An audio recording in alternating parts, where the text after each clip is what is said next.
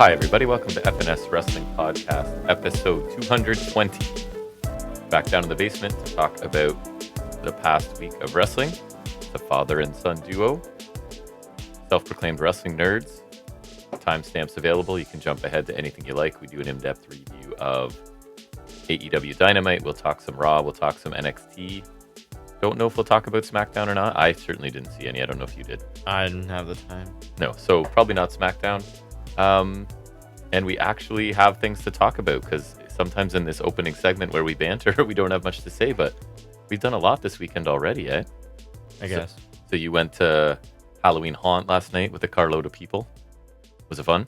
It was all right. It was all right. Same as usual. Like, it's not much different from the typical park. So it's Canada's Wonderland, which is the big theme park nearest Toronto that he and his brother have season passes for, and they do like. So it's just. I don't think they applied for this though. Remember? No, I think we had to get tickets separately for this. Yeah. You can get a pass that includes it, but I don't think yours did because we weren't sure if you were gonna do it or not. So basically, it's just at night. All the rides are open, and people are walking around trying to scare you. Yeah, most of them were open. A couple of them weren't. Are they in like elaborate costumes? Yeah. Like, what are we saying? What do they look like?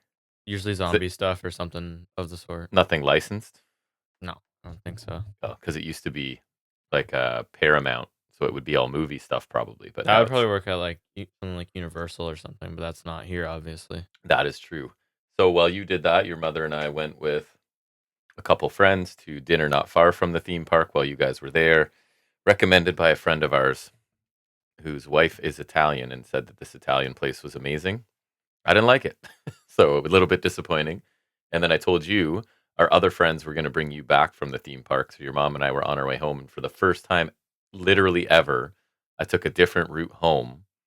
Opposed to the highway? But so it still gets you a highway, but only not the same one. And it might take like 5 or 10 minutes longer normally. But I was kind of like just sick of the other way of going. So decided to take a different route. And what should have been about a half-hour drive ended up taking 1.5 to 2 hours because we didn't know the one major highway we have to take going that route was down to 1 lane for paving. So you're bottlenecking down from 4 lanes. Remember when we were coming home from whatever wrestling show and it happened to us closer to Toronto? I don't remember which one that was. So that was what happened to us. So it took you left 2 hours after us and got home a little bit after us. That's not cool. And then today we just got back from the big city, downtown Toronto at the Metro Convention Center, your stomping grounds, right? Where you go for Comic-Con, yeah. You know that area very well now, right? So down at the University Fair, trying to figure out your life for the next, 35 years. Isn't that fun? Gotta love it. Gotta love it. You're very chatty today, huh? It's all me, well, you know me, I love talking about university. I know. But we went down to that, and it was cool because all the universities are there and you can get information. But Richard, the other family that went with us, the dad, he was saying it felt like all that information you can get from the websites, right? If you really want. It did feel kind of like that, yeah. It's just you, then you have to You could talk to a person, they hand you the booklet basically, and it was super hot. I guess it's a little decent to like actually talk to a person about it, but I saw you were talking to somebody from TMU for a little bit, right? It is more or less internet-ish stuff. Yeah, it's kind of like here's a personal touch to all the information. Yeah, basically, right? Which I guess is what you're going for. But then the highlight of that was we went to one of your favorite spots for a late lunch after. Really, really good Mexican food, right? La Carnita, I guess we could. They don't sponsor us, but maybe they want to. Yeah, that's a good place. The scorpion wings that we left behind because we're about not quite 50-50 for leaving leftovers behind in a restaurant. We don't have a good track record, but definitely it's not surprising when we leave it behind. So definitely a poor record. I think it was because also we had shoved over on the seats so mom could go to the washroom, and then I was sitting there. We never went back. It's just it was left on the table, and also we just forgot about it from there. Yes, completely. But really good. We had wings, like a Korean barbecue appetizer, and then various tacos that were. I think everybody enjoyed it. Your mom actually had a margarita, like with alcohol in it. That's crazy. That's the influence of our friends that were with us, I guess, right? So bad apples. It's been a busy weekend, so we're recording this a little bit later than we normally do. It's October 5th at about 5 p.m. So might be Bad Blood. Bad Blood. Yeah, Bad Blood will start. Well, we were even talking before this. Are we even going to preview it? Because it's really not very interesting. And also, so if you tuned in to hear us preview that, you can just leave now. We got your list. And also, my default setting for main roster pay per view is I don't care. Even though like stuff hasn't sucked as much lately, I still just don't care. It's back to not really being super great though. Yeah, but like even if their storytelling is good, I know their matches aren't as gonna be as much of a payoff as I want them to be because it's not the style I like. And also, we were just saying they're overly predictable. They are, and that's not always a bad thing, like we say. But when everything is predictable, I really don't want to see it. I'm interested a little in Sammy Gunther just because for match quality. But then we said that's not even on the show. Oh right, you said that's Raw. That right. And then Uso and Woods is on Raw. Also, so really, what do we care about on Bad Blood? Anything? The main event? Absolutely not. No. I don't watch SmackDown. It feels like a predictable tag team match. The only reason I'd watch it is to see Jacob Fatu, and I can just like you'll see the highlights. You'll get clips of that. And like, how many times are we gonna put Cody in a pointless tag against the Bloodline during the same title run? It's only the second time, but like I feel like it's not a bad. It is a bad formula. It's like there's no stakes to this. It's just holding off doing the Roman solo match that everyone wants to see. It's holding off doing Roman Fatu, holding off doing Cody Fatu. It's like a holding pattern pay-per-view, it feels like. It very much is, and I feel like it's that match is the embodiment of that fact because I feel like it's just a placeholder to get to War Games. So I feel like War Games, it should be ideally Usos, Roman, and Sammy against the new Bloodline. Cody really shouldn't be in that match. And if he is, I think that's a waste. But like, because there's really you can't have Cody defend against Solo again because he defended at SummerSlam, and then there's the cage match on the SmackDown premiere when they switch networks. And I don't think they want to throw Fatu in that spot yet, so he hasn't taken a loss, right? No. So this is really their only holding pattern option. Like what? Solo probably eats the pin to Cody again or something. So yeah, I think Cody and Reigns are winning. I think Damian Priest is winning. I think Nia Jax is winning. I think Liv's winning. I think safe money's on Liv. And then is there any other match? Punk has to win because it's the rubber match, and no way Punk is going to allow himself to lose. The only way I would go out on a limb is maybe taking Drew, only because Punk's been hitting so hard. I'm going to make you bleed. I'm going to make you bleed. I'm going to make you bleed. So I almost feel like he'll treat that as a win, making him bleed, and doesn't have to actually win. I feel like but it's Punk. Too CM Punk to lose that. Sorry, wrestling snuck into our banter segment, but a little bit. I don't know if there's anything else you want to discuss. We're finally getting some fall weather. It was still gorgeous, like 20 degrees and dead sun, but it's been like hot, so it's kind of cooling down a little bit. The cat will be happy. She can hit the fireplace. It's almost fireplace season for her. Mm-hmm. So she made her debut last week, Toast, if you missed her. I even put her in the thumbnail because she actually hung around in the studio for a few minutes. Put her in the thumbnail for clicks. That's right, yeah, because she'll get more clicks than us. She's much more attractive than we are, so... but anyways, I don't know. Is there anything else you want to discuss? Or I don't think so. So let's move into talking about actual wrestling, even though we just kind of did. But it's officially our first segment. It's talking about some of the week's wrestling news and rumors.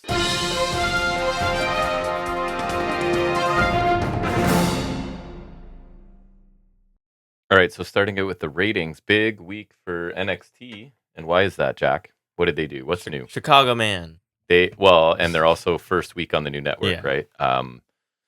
So what is it, CW, I think? Yeah. So the arena was definitely a lot bigger. Where the NWA is or was residing. Oh, right. So they got a very good rating. They did 895,000 viewers, up 44%. Earned a 0.26 in the demo, up 36.8%. So best audience for NXT since October 10th of last year. So basically a year ago. Do you know why that was a big show just about a year from now? No. It was loaded with main roster stars because why? Oh, was that the last time we did the Title Tuesday? Because remember, there was the Dynamite, and they went head to head with Dynamite. Hangman, and it had I think it was the one with Danielson and Swerve, and then that was one where they put Taker and Cena and Heyman and. So that's the last time they got a rating like this was when they specifically loaded up for Dynamite to go against. Fronted it up, yeah. Which they will have to do next week. That'll be exchange. So Dynamite's going up against the it is St. Louis show, yeah. So huge ratings for them moving to their new, which is great, but it'll be about if they can maintain that, right? Like you would expect a little bump. I guess I don't know why I say that even. I don't know how things work. I don't know how people watch TV anymore. But is there people watching CW that are like, oh hey? I don't think so. You're right. Like how does it? I don't exactly. I really doubt it. Dynamite averaged 680,000, so down a little bit, 3.1% with a 0.20 in the key demographic, down 13%. Head to head with the MLB playoffs, which are in full swing right now, so that's going to be a common refrain for probably the next several weeks. But so amazing numbers for NXT, pretty standard numbers for Dynamite. What do you have for us? Absolutely huge title changes going around. Here we go. First one I think I told you is Tom Latimer ended EC3's run as NWA World Heavyweight Two Champion. really good guys just passing, not dirt bags at all or anything. What's wrong with Bram? What's wrong with Bram? I think he's got a domestic somewhere. Okay, and EC3 is EC3. And EC3 is EC3. EC3 did control your narrative. Enough said. That's the worst thing you can do. So yeah, passing the title from one great person to the next. I'm just glad EC3's run's done, and also I don't care. Right. And then Candice LeRae is the inaugural Speed Women's Champion. Congratulations. Good for her. That's like... That is not a prestigious thing to win, I don't think. Who is the inaugural Speed Champion for the men, you ask? Ricochet. It's basically saying, like, you are not somebody we care about. So here's this. You're not... So here's Go to Twitter. You're right. You're not going to get on TV. You're not going to do much. So the belt doesn't come on TV because do you remember who has the Speed title? No. Andrade. Oh, right. I remember now. Yep. It's hard to remember. Ilya Dragunov, one of our favorites. One of my very favorites probably in WWE right now. At least in there for sure. Because there's not a lot of... Out 6 to 9 months. Torn ACL match against Gunther at a live event. So yeah, they're just throwing that away on a house show. That's crazy. That isn't crazy. But I feel like that's like a preparation. Bring Dragunov back and have him challenge Gunther. That's the only way to go. You have to. I think you have to. It's almost too perfect. The only way it would be perfect is if they would have built him a little bit better before he got hurt even. Like they were... Yeah, that's true. You know what I mean? He hasn't really been used super strong. Not since the King of the Ring time-ish. And we're also keenly aware of the history of Gunther and Dragunov, and I don't know if everybody else is. Yeah, the average main roster fan, I don't know. I think it was a clip from Van Vliet. It was some interview where he's talking about like pandemic wrestling's not really rewatchable. I think it was, or it may have not been Van Vliet. There's something that like without crowds, not a lot of that. There's not a lot what you want to rewatch from that era, but like Dragunov and Walter is because I remember I talked about it that you had watched it, but it was the weekend you were gone, and that you would rewatch that match because it was just on TV, and they were just and like that's something I'm willing to watch whenever. Yes, because like. And it almost benefited from having no crowd because it's just like the chemistry. Every sound is so visceral and it's just like disgusting every time. Every chop is like a thunderclap because there's no competing noise, right? Yeah, so that's a match that like, and not a cinematic match, but like a match. Yes, that thrived in that era. Cinematch is worth in for me and you. I think pretty quickly. I think the only ones I really liked was the Firefly Funhouse one because I thought that one was really cool. Boneyard, we were never high on. No, we weren't. Not as high as everybody else. There was that dentist one that sucked ass. Oh my god, remember, with Big Swole? Yes. Big Swole. Remember that thing at Backlash it's a deep pull. In 2020 with the Street Profits and the War Raiders, and there's a thing with the ninjas at the end? Oh my god, yes. That was really bad. It was. I swear there's another cinematic that Stadium Stampede is my favorite one. Easily. The first Stadium Stampede. Yes. With, that was probably one of my favorite things Matt Hardy's done in like his older run, because that was when he was like fresh in AEW. It was super fun. That was the deleted elite against the Inner Circle. That one was by far I knew there really was like fun. Some AEW cinematch that I was forgetting that I really enjoyed, and that's the one. The first Stadium Stampede was awesome. It was. Yeah, cinematches were an odd bunch. They were not my favorite. Is it me or you? Meltzer, I'll go. Yeah. Give an update on the AEW contract with Warner Brothers. Have you heard the dollar amounts on it? Yeah. So I had heard, yeah? I think I have, but like, just remind me. So I'd heard somewhere that they were like, 170 million would be crazy and amazing, blah, blah, blah. So Meltzer's saying more than that. He's saying 185 million per year. Yeah, okay, that's what I was going to say. Like 555 million over 3 years. So that's pretty awesome. Dynamite Collision remain on. Bischoff looks like a real dummy now. Right. Well, he had a whole video that was like, to be fair, he should be used to that. Well, yeah, considering he killed a company, but like, yeah. Well, not according to him, I'm sure. He kind of sunk TNA for a while too, didn't he? Him and Hogan. Yes. Oh yeah. Yes. So, but like, I hated just because he posted a whole thing that was like, "There's no AEW TV deal," and look at us now. Here it is, and it's pretty much as people were speculating, maybe even a bit bigger, right? But so Dynamite Collision remain on the respective homes of TBS TNT, but they're gonna be simulcast, right? And be live streaming on Max for US subscribers. So I don't know what that means for us. January of 2025. I did see something that's kind of related. Was that I think it was an older-ish post, but that WWE's library will be on Netflix for international. Yeah, I think so. Told you. I don't know how much it is, but and then Rampage expected to be discontinued. We've talked about this before with the new show. Shockwave apparently on Fox. potentially on Fox. Yeah, so big money. At least then Fox will get some sort of Friday Night Wrestling. So we're guaranteed 3 more years. Clearly, like, attendance in shows isn't the be all and end all, right? Because their attendance has been slipping at live shows and whatever, but they just got a much bigger contract. So again, it's live sports in an era where there isn't much live TV anymore, right? Yeah, everything's on demand. Everything's so live, quote unquote sports, even fake sports like ours, are big money. So good for them. Anything else for you? I got like 3 or 4 more. But you might steal some. We'll see. Bobby Lashley has reportedly signed with the AEW, and he's set to debut soon. I hadn't heard that. I'm not thrilled with that. I'm not like mad about it, I guess, but I'm happier for Shelton then. I wish we'll get there. Sorry, is that a spoiler? It's what I expected. Yeah, I guess so. I was literally saying that like MVP. And apparently it's Lashley Swerve versus Swerve. Yeah, which is the plan. I mean, I thought Swerve was going to join them, but yeah, I don't. I've heard no, but who knows? That makes sense. Keep him with Nana. Poor Sammy Guevara apparently injured again at the Ring of Honor taping. Oh, is Dustin gonna have to lose one of his tag titles? He was stretchered out, seemingly knocked out in a bout with Serpentico. Also, I'd like to refute the injured again. Remember, he got suspended for that backstage stuff I think he had with Andrade. Oh, yeah. So sorry. Out of action is the better way of saying it. Andrade was earlier. It was when he broke Jeff Hardy's nose off that shooting star on Rampage. Right. That's what it was. So reportedly a cutter to counter a top rope, something from Serpentico, and then mistimed, and Serpentico landed on Guevara's face, and the ref stopped the match. So karma, hopefully it's nothing major. Obviously, head injuries are no joke, so if it's a concussion or something, it could be bad. But I like Sammy. I don't really see him currently because he's not on the product I watch. And because he's teaming with Dustin Rhodes. Right. Go ahead. Motor City Machine Guns are seemingly set to debut on SmackDown now, with a teaser being aired last night. So I guess they don't need developmental. Yeah, but I would still want Machine Guns for Axiom. Of course, but now that dream may be dead. Now you're on main roster where tag teams don't really matter anywhere. No company. Team wrestling has been on life support. No company at no level that we watch. Even AEW, it's like floundering this year, agree. Which is weird because Massive usually potential. It's pretty good. And there's still signs of life. Like the tag match last week was fantastic. Amazing. Fantastic. And I think the Bucks still turning great work, despite what some people may think.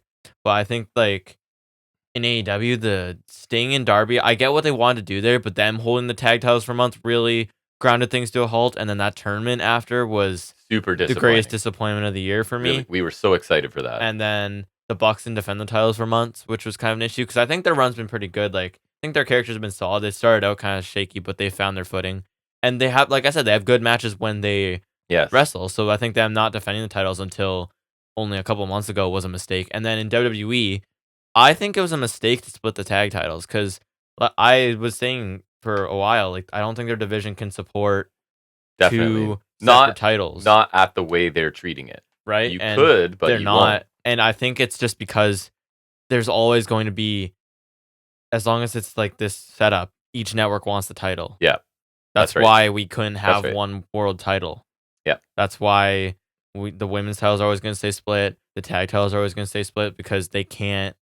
There's just too many things jockeying for position, and that's ultimately going to take over. I think that's the biggest reason. And then, then since Mania, the tag titles haven't seen the lights of a PLE. No. Not once. And then I've seen the whole thing.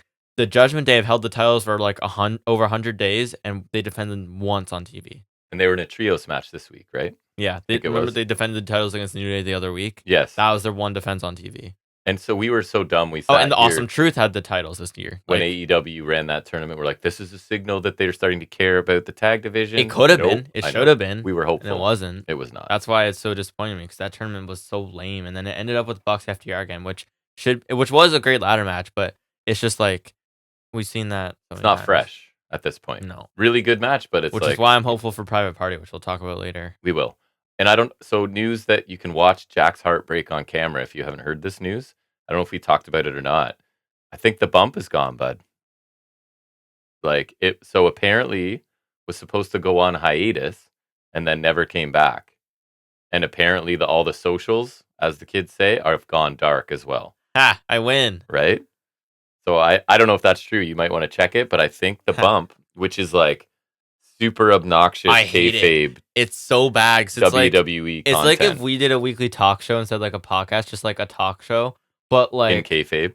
but they're pretending not to be. Could you imagine? We should try it. No, I couldn't do it. It'd be too hard. But it's like, so they're interviewing the wrestlers on either in studio or on Yes. FaceTime, and they're like caught in the middle between being somewhat regular people, but they're also trying to keep like kayfabe storylines alive and kayfabe like dynamics and whatever you want to call it. So it exists in this weird nebulous, and I hate it. And the hosts are every host is unbearable. Caleb Braxton's okay, but that's the energy we can't find that will never get super famous because we're not willing to do that like fake energy, fake whatever. We're just like, this is how we actually are. That show is unbearable. Like I've hated it since I discovered its existence. Anytime I turn on the channel, it's there. I like groan because I hate it. Everyone on that show is unbearable. Like it's so.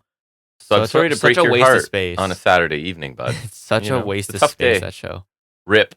R.I.P. the bump. Honestly, second greatest death next to Butch. That's it. I have 2 more stories. AJ Styles returned last night, reportedly That's injured. One of mine. In his match against Mello, seemed to have tweaked his ankle, and the match was stopped. Some people think it's a work though, because they did show doctor footage later. And I have it in from news because I saw that story was like 19 hours ago, and then 3 hours ago it's saying no, it was planned. Okay, that would make sense. It's an odd. I don't know why. Odd move to give Mello a win like that, but apparently he is not injured, so we'll see. Interesting. What else did I have? The only other thing I had was that after debuting in January on Netflix, WWE is planning to give Raw a new look. So things I will never notice, but you will. I saw new logo. Yeah, I think I've seen the logo. Whatever production elements. Let me see if I can find something quick. So whatever production elements means. I would assume it's. I figured it was going to reskin the second SmackDown did, and NXT did too, but that's kind of whatever because they got the reskin. What was it when they ditched the 2.0? They did. And so where? Such a shame they ditched the 2.0 era. Where I miss it so much. I can't find the pictures right now, but I'll keep looking as I'm talking. But so basically, I just got that 2-pack with Rollins and Breaker, for example, right? Yeah. Babyface Braun Breaker. Yeah, we'll get there. They have okay, I can't find the pictures right now. Anyways, I'll find it later if I can find it. Anyways, they have the 2-pack series, the main event showdowns, like they were the championship showdowns, but now I feel like they're moving away from that because the Rock and Cena one doesn't have a belt. And anyways, they have re-released like a select assortment of them. It's like I think it was 4 of them. There was like the Rhea and Dom, which is the same series as the Breaker and Rollins I got. Yeah. There was Theory and Cena for Mania. I think one of them was Austin and Triple H, and then Bulldog and Shawn Michaels. They're all from various already released series, but they've been repackaged in like this raw Netflix packaging, which is interesting. It's like, I guess, like just a promotional tactic kind of thing. Another way for people to know that's where it's going. Yeah, but I have seen the logo. It's like got the red lines and the Raws written in white. I don't know. It is different. It's not revolutionary or anything. Of course not. It's not like the SmackDown one. I feel like the SmackDown one is a departure because it's got like that weird S that's like a half D. So you know how it's like the S, the big S is supposed to be SmackDown. Oh yeah. But some people say it looks like Smack Sound or something like that. The Raw logo font wise looks kind of similar. But anyways, I have kind of seen the logo going around. And then I guess I watched a bit of I'll put it in my news. I watched a bit of Prestige Wrestling's Roseland 9. I don't know why. I think just because it was recommended and I clicked on it. New Legacy Inc. and Deadlock Pro. So who did I tell you I saw? Oh, that was the show where it was going to be maybe Dijak on there and Trevor Lee, I think. But I saw some people I recognized. Do you remember who I said was there? I can't remember now. Masha. Oh, it was right. That was Masha and Kylie Ray, Smiley Kylie. Pretty good match, actually. I enjoyed that one. And then there was an opening, I think, triple threat tag that was pretty good too. But anyways, an interesting show. It was I think Trevor Lee's on the combination of 3 companies. One of the ones that Cassius Ohno is with. Yeah. I think he's in like a backstage capacity or whatever. But anyways, it was okay. Trevor Lee's on the Maple Leaf Pro show. Right, which is coming up. And I saw Rohan Raja. Rohit? No. Rohan, I think so, yeah, but like also Rohan Raja. Oh, I liked him. Teoman guy. Yeah. Yeah. I like Teoman too. I forgot about them. And then I saw him for the show. I was like, he was cool. He looks familiar. Like, yeah, they were decent. I forgot that's what Dempsey did before. Yeah. There's a little pocket of time where NXT UK was fun. NXT UK was enjoyable, honestly. In an hour, so it was. We got into it way too late. We did. Sure. Boom, done. It was over. Yeah, I remember catching. There's the good. The Devlin Dragunov had a good feud. Yeah, They did. And then I think it was also because it was my refuge from 2.0, Right. but then And it was it new kinda guys seeped who could through. actually wrestle. It wasn't like a developmental. It was just UK Plucking guys. the UK indies and purging them. Correct. Yes. Which is basically the only reason that ever existed. Correct. Which is weird looking back. I have no more news. Last one I had was per the Observer, Adam Cole's return's not that far in the future. Oh, I heard imminent. So yeah. Not that far in the future. Yeah. Sorry. Okay. So that's good because I miss him. Could be showing up. He's at one any of my time. favorites personally. It's just gonna be weird that they will dropped be the weird. whole storyline. But I feel like that's the only way to go now. I think so too. You have to do it, right? Yeah. Speaking of which, where's Garcia been? Yeah. I've heard it's still not confirmed if he's there or not. I think that's why, probably, right? He's just still maybe that's why weighing his options. Maybe that's why he lost, but kind of got his moment. So it's like he still kind of went out well, but they didn't put him over on the way out if he's gone. That's kind of what I've heard, is that it was like an ending where if he comes back, then fine, and if not, not a big deal. But yeah, it'll be great to have Cole back. They need to just drop the Kingdom and Wardlow. If I say his name 2 more times, then he'll come back. He's gone, hopefully. Then just bring O'Reilly into the group because they've been kind of teasing. Roddy's been trying to get O'Reilly to team with them, so you have O'Reilly turn on the conglomeration, which would be sad, but that would be a great turn because the him and Briscoe dynamic is so good, right? Mm-hmm. And then you have Undisputed Era under the guise of Undisputed Kingdom. You drop the losers, I guess, and then because would you have the factions feuding in like multi-person matches? Cole and Roddy and O'Reilly, and then they could fight the conglomeration. Okay, and we're not making Wardlow and Kingdom their own group. If I say his name one more time, he will come back. Then that's not what we want. Not at all. They could go on. They could fight for the ROH trios belts. Yep. Go over there. We'll that's never fine. even know. And I won't go on Collision. No, that's too close. I don't even like that. That's too close. But like have some faction wars with Undisputed Era and Conglomeration, and then you want to talk about tag team revival. Strong and Roddy, dude, or not Strong and Roddy. Strong and O'Reilly. Yeah, Strong and Roddy. Something I would say. Yeah, Strong and O'Reilly though is. I mean, there was that match with Birch and Lorcan. They had matches with the Mustache Mountain in NXT. Like one of the best tag teams of my time, I think. But because I mean, there was Red Dragon, but honestly, Strong and O'Reilly were something else. Love Roddy Strong. Yeah, but that'd be nice. Hopefully, Cole's back soon. Maybe at Wrestle Dream. Maybe that seems a good spot to do that. Yeah, it's got a lot of eyes on that show for sure. Again, I don't know where you do that because with MJF, they did just kind of shoehorn it on Double or Nothing when he came back, right? They just had Cole come out do a promo and they shoehorned MJF in there, so they could probably do that with Cole, just minus the MJF, I guess. They could. All right, that's finishing up news, right? We'll move into our most in-depth review every week. It's taking a look. It feels like so long ago because we almost watched it live, basically. And that is recap and review of this past Wednesday's episode of AEW Dynamite.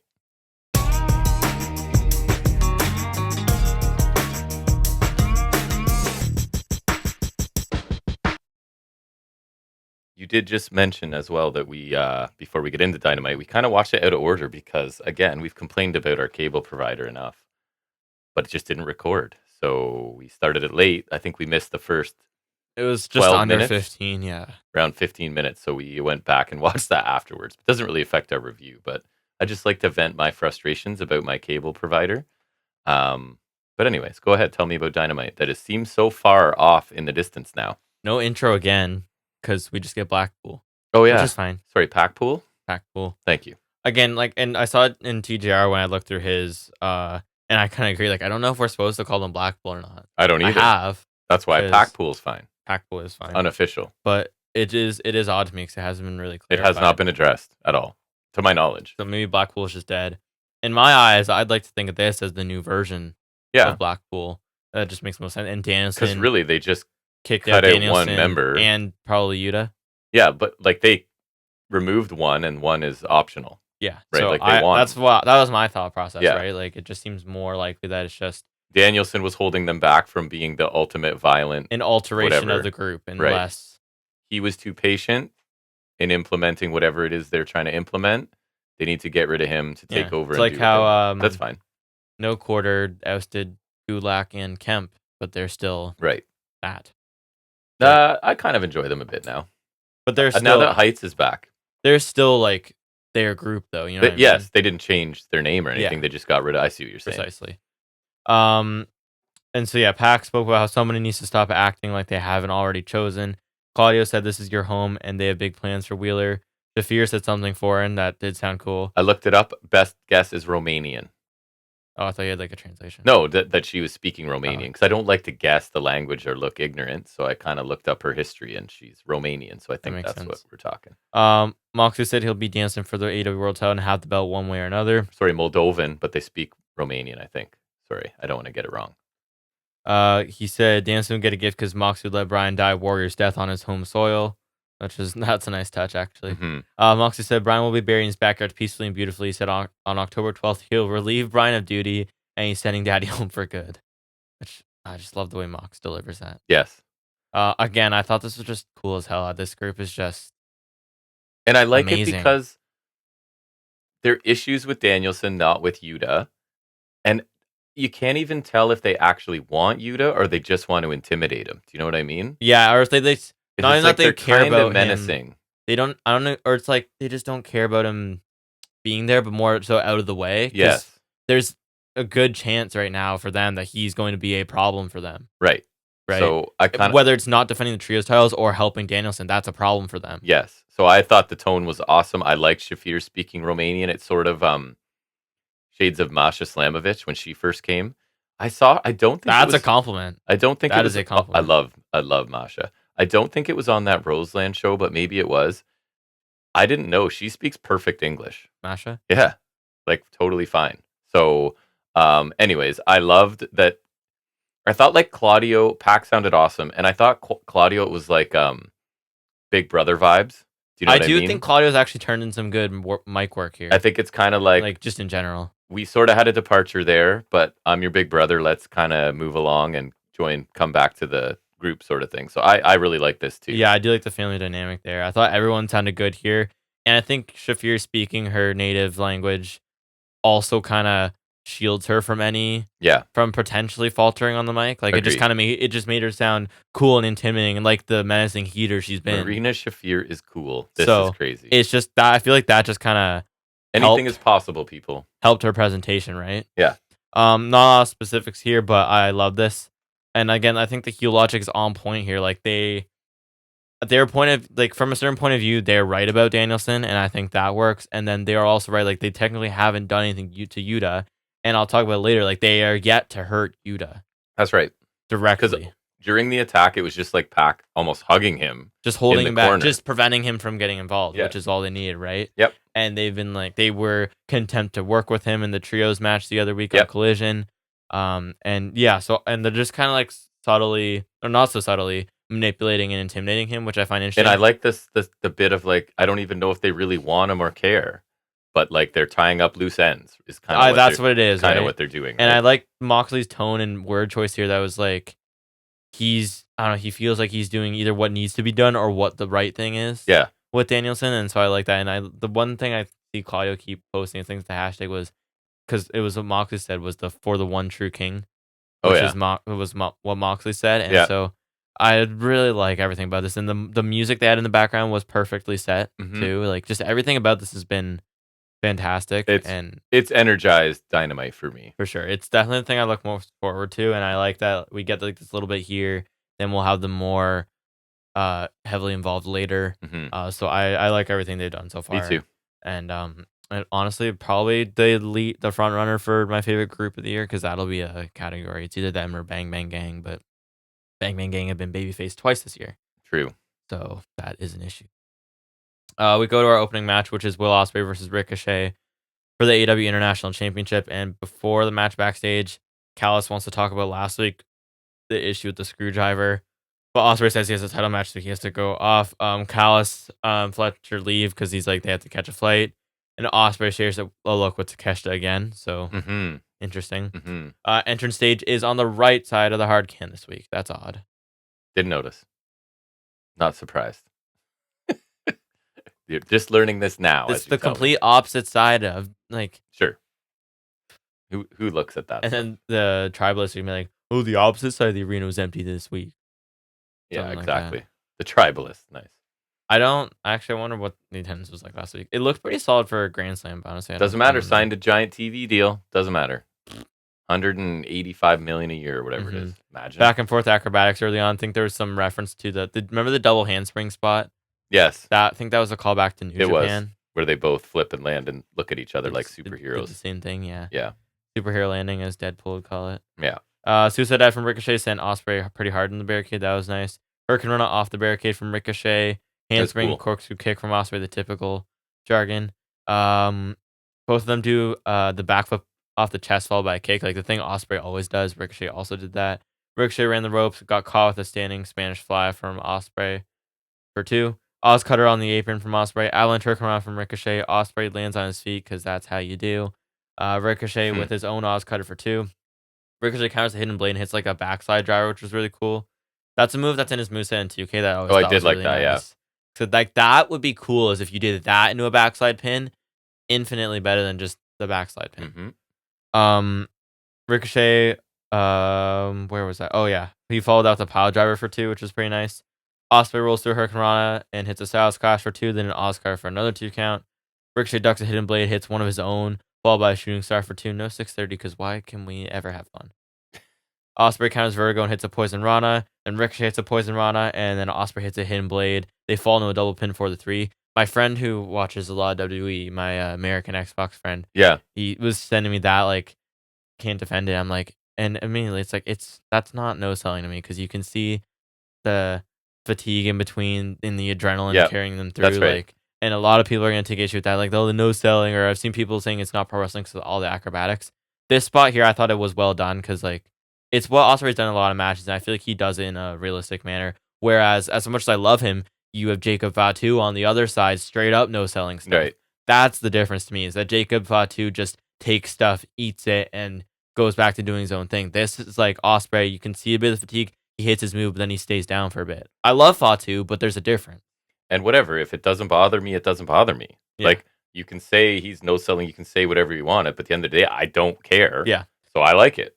Yeah, and it doesn't bother me because I don't think it is no selling. And I also don't think the finish doesn't bother me here, because neither of them should take a loss, right? Yeah, I think it works. And so they both call for a restart, and it gets sanctioned. Shortly after that, we get a strike exchange. Ospreay nails a hidden blade. Takeshita jumps in and attacks Ospreay. Then post-match nails him with a power drive knee. Killer form and the Raging Fire to Ricochet, and Takeshita holds the international title up over both downed dudes. Yeah, I thought the match was excellent. Got quite a bit of time. But I can't help but wonder, like, and maybe that's what this finish is setting up, how hot this could be if they actually build and do a little more depth, other than, hey, we're both flippy guys that have faced each other before. I feel like they will. I feel like this is an opportunity to revisit it, and I'll talk about it after, but maybe you do it without the title on the line. Yeah. And that makes it a little more unpredictable. So, like video game stuff, right? No real mistakes. And again, the finish doesn't bother me. Yeah, I think this match being botch-free is really... impressive in of itself. And the baby faces, because they both are, right, want to restart the match, and the heel Takeshita takes that away from everybody, which I think is a good heel move. And I was saying to you, I think it's good because he kills the match everyone wants to see right there. I like that. That, because especially after Forbidden Door in the G1, everyone's loving him. Yeah. Like, everyone's catching on. This gets heat on him, which I think is necessary, because I think, personally, him with Callis is a better move than him as a babyface, because I don't think his English is overly strong and his promos aren't the best, and that's where Callis steps in, right? And it could be like your Lesnar Heyman type thing, because Lesnar's not a mic Callis guy. Needs to get back to the super mega heel. Oh, Callis. for sure. And I feel like with the Ospreay Fletcher issues brewing, that might be the case.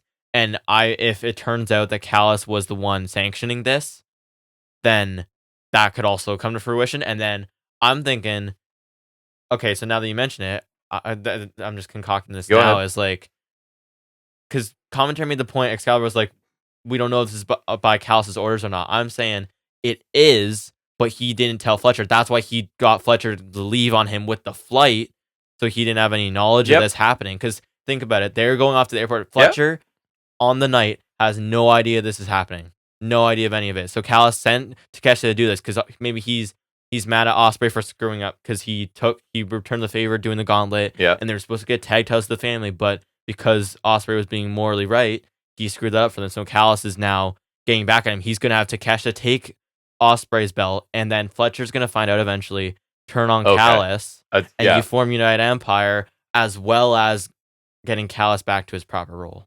So eventually you're saying Fletcher's going to still side with Ospreay, but he's not Absolutely. going to find out for a while. Okay. I'm saying maybe That not a works. bit. Like he'll find out maybe next week. Like he'll know everything that's happened here, but we won't know yet that it was Callis' doing. Callis is gonna try to play it off like he didn't know, but obviously we're gonna get to the point where I like it. everything sorts out. So I think that would work out very nicely. But back to the point here.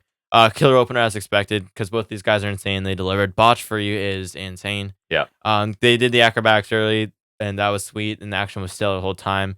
Never expected Ricochet to win. That's not what we were here for. The dream match rematch is all you needed. Yep. Some killer exchanges, and I know a lot of people aren't a fan of the finish. Part of me questions it, but mostly I'm fine with it. I understand wanting to keep them tied. The career record apparently was like 4-4 before this, and I, like you said, neither of them really should lose right now. Not yet. So I think that's fair. And I'll accept anything in the name Takeshita. I'm glad he seemingly finally snapped and it's going after Ospreay, whether or not Callis ordered him to. As I did the spontaneous fantasy booking, I feel like it should be under Callis' orders, and I feel like that'll work out the best. I think so. That makes a lot of sense. Hobbs has to be injured, right? I think so. I did see someone say like they should bring him back for the Hurt Business or something. I'll check while you carry on. That would be good because has to be the same race. But I think the time it's time, and Takeshita has to be the one to beat Ospreay. The Takeshita Ospreay rematch is what I'm here for. Book it at WrestleDream to give Takeshita his due. Then you could enter the C2 as a champion and take Okada's belt too, as we do live by the TOE philosophy. According to Fightful, as of September 29th, Hobbs is cleared. So maybe they've been waiting for this, perhaps, because that's recent, right? Yeah. But yeah, Takeshita over everything. That's how we operate. And now that it's been confirmed, they did confirm 3-way for WrestleDream, which is the two Flippy Doodads and Takeshita. Sounds great. I think it has to be more interesting than anything on Bad Blood already. Oh, infinitely. If that isn't the opener, I'm gonna. That's a great opener. Yeah. Massively impatient. Can't be main event, so it should be open. Yeah, and I feel like because the Continental match on All Out was too random, but this one feels a little more built to because of all the tension with Ospreay and Takeshita, and then he got in here. Like I feel like this one has and to Ospreay be, and Ricochet haven't finished their. This one has to be Takeshi's moment. I think feel so. Like. I feel like they've been putting it off for too long, and he's finally got a lot of steam behind him between his recent popularity and the G1. So I feel like this has to be it. And then I would like him in the C2 regardless if he wins or not. Yeah. Just because he's a guy I would because then, and he has to be in the Dynamite block because I want to see him on Dynamite every week. If he's on Collision, then I will do it, but it will be more work. Anyways, I really enjoyed all this, and I'm really excited for WrestleDream just because like it's gotta be Takeshi's time, and I'm gonna be. I hope so. I'm gonna be as invested as it was last time, and I will punch something. I would really hard. Don't punch anything in my house. I'm gonna Andy the wall. Nope. I will Andy your wall. You will not. If he wins, repairing it yourself. If he wins, you don't have anything to worry about. You'll be repairing it. You better get some spackle. Start to learn how to do drywall. Talk to Tony Khan or Will Washington or anybody. I don't know. Okay. Then we go to Mercedes Moné interview. There wasn't much. She said some stuff and then cut to a highlight reel. I did think it was funny because she said she'd cut to Dynamite's best moments and it was all her. Yeah. I thought that was kind of funny. I do. And then MVP came up and offered her business card. They're gonna talk business or something. I don't understand the way she speaks. Like, I don't know why she talks the way she does. I know for a fact I've heard her speak with like a normal cadence and emphasis. So maybe you just hate her. Is she doing it on purpose then? Is this part of the heel character? I feel like it could be, yeah. If then, I guess, like, I want to like her so much, and at one time I did, but... Oh, so you don't? Right now I find her more annoying than anything. Like, she's not Saraya annoying, but, like, somewhere on that path, which is, like, shocking. I don't find her annoying. I'm more so just indifferent. This was a large dose of Moné right here, and I don't know what it accomplished. Did it further something? Maybe you just don't like her anymore. What did it further? It didn't. Did it introduce anything or further anything? It was just like MVP. Yeah, I guess. Interested in her. Yeah. Because black. WWE style. Just going to recruit everyone of the same race. Anyways. I mean, I guess like MVP would want them to be on top, if anything. And like I was telling you I did see something WWE's aware of the lack of male black singles wrestlers. Time to push Mello, you said. Yes, sir. There you go. But maybe like watch they'll that's MVP. That could be motivation of MVPs, right? To want to get like guys like Swerve on top. They'll push Trick Williams instead, ahead of Mello. Yeah. He'll be a champ before main roster before Mello. Is that a hot take? No, because he's like the major champion. Okay, well, I think it is definitely not a hot take because comparable Jey Uso. I know. Comparable abilities, comparable popularity. Mm-hmm. So I think it's. Oh, I'm excited to talk Jey Uso this week. He's like, yeah. It's like, because I think Jey is a little better in ring, but Trick's like Jey, but how big. How about in promos? How about big promos?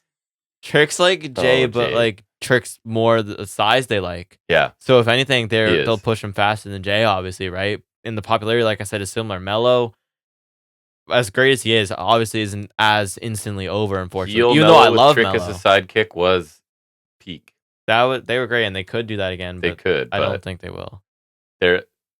I think we're past the era of just straight up ignoring NXT. Yeah. Like, I feel like that's not really happening anymore.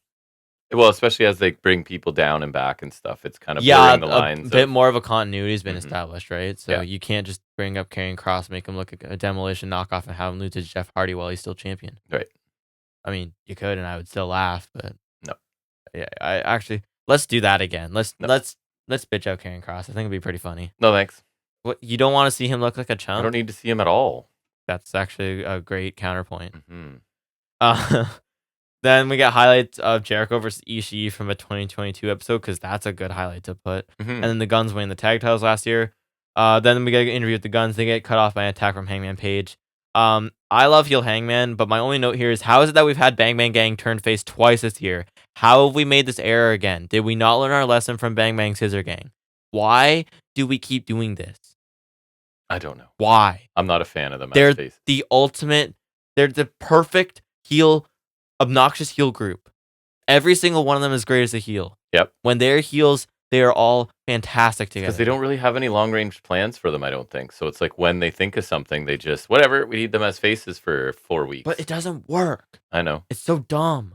Not a fan either. Like, have them do a 8-man feud against, it'd be fun against Top Flight, because it's Top Flight, Andretti, and Rush is the group right now. Nice. That'd be a fun match. Yeah. That'd be a fun match. So book that and have them turn heel. Like Jay White, especially because I was telling you, and they had like the social media exclusive. They did like some promo after his involvement on the show tonight, which I'll talk about later. And like his promos are so good, and even still, I think his promo is amazing. Yeah. But heel is where it's at, especially like the Guns are great as obnoxious like second generation guys. Yeah. Juice is hilarious. We love Juice, and I think you even said something when we were watching it. I do enjoy Juice, but I love Juice. He's just, what were you saying? Like he's just, I don't know, he's different, right? Like, he is different, and he's just probably have it written down when we get there. I don't know how you can't enjoy Juice, but I'm guaranteed some people are gonna find an issue with him, and I would take great offense to that. I love Juice dearly. Anyways, I guess the Jericho highlight was topical as well, because we get TV time with Chris Jericho. Hooray! The bane of my existence. But it was Bill first, was it? It always is. He always does the intro for Jericho. Yeah. And I was just, the thought of someone having to look at the back of one of those prop trees. Yeah. And that's what you see for your however You'd much rather you paid. see Jericho? Maybe like put me behind the tree. I'll pay extra. Those are premium. At least that's what you're supposed to see, I guess. I guess. I don't know, just getting paid to stare at the back of what I assume to be cardboard. I would assume so. Or like maybe something. Plywood? I don't know. Plywood. I don't know. Plywood will come up later. True. It will. Jericho bragged about pinning Briscoe in the Tornado Trios match on Collision last week. Didn't watch it. Jericho challenged Briscoe to an ROH title match at Wrestle Dream. Yay! Mm-hmm. Briscoe came out with the conglomeration, but they leave everyone at ringside, and they're just having a solo promo battle. Briscoe praised Jericho as one of the most influential and finest pro wrestlers on the planet. Not currently.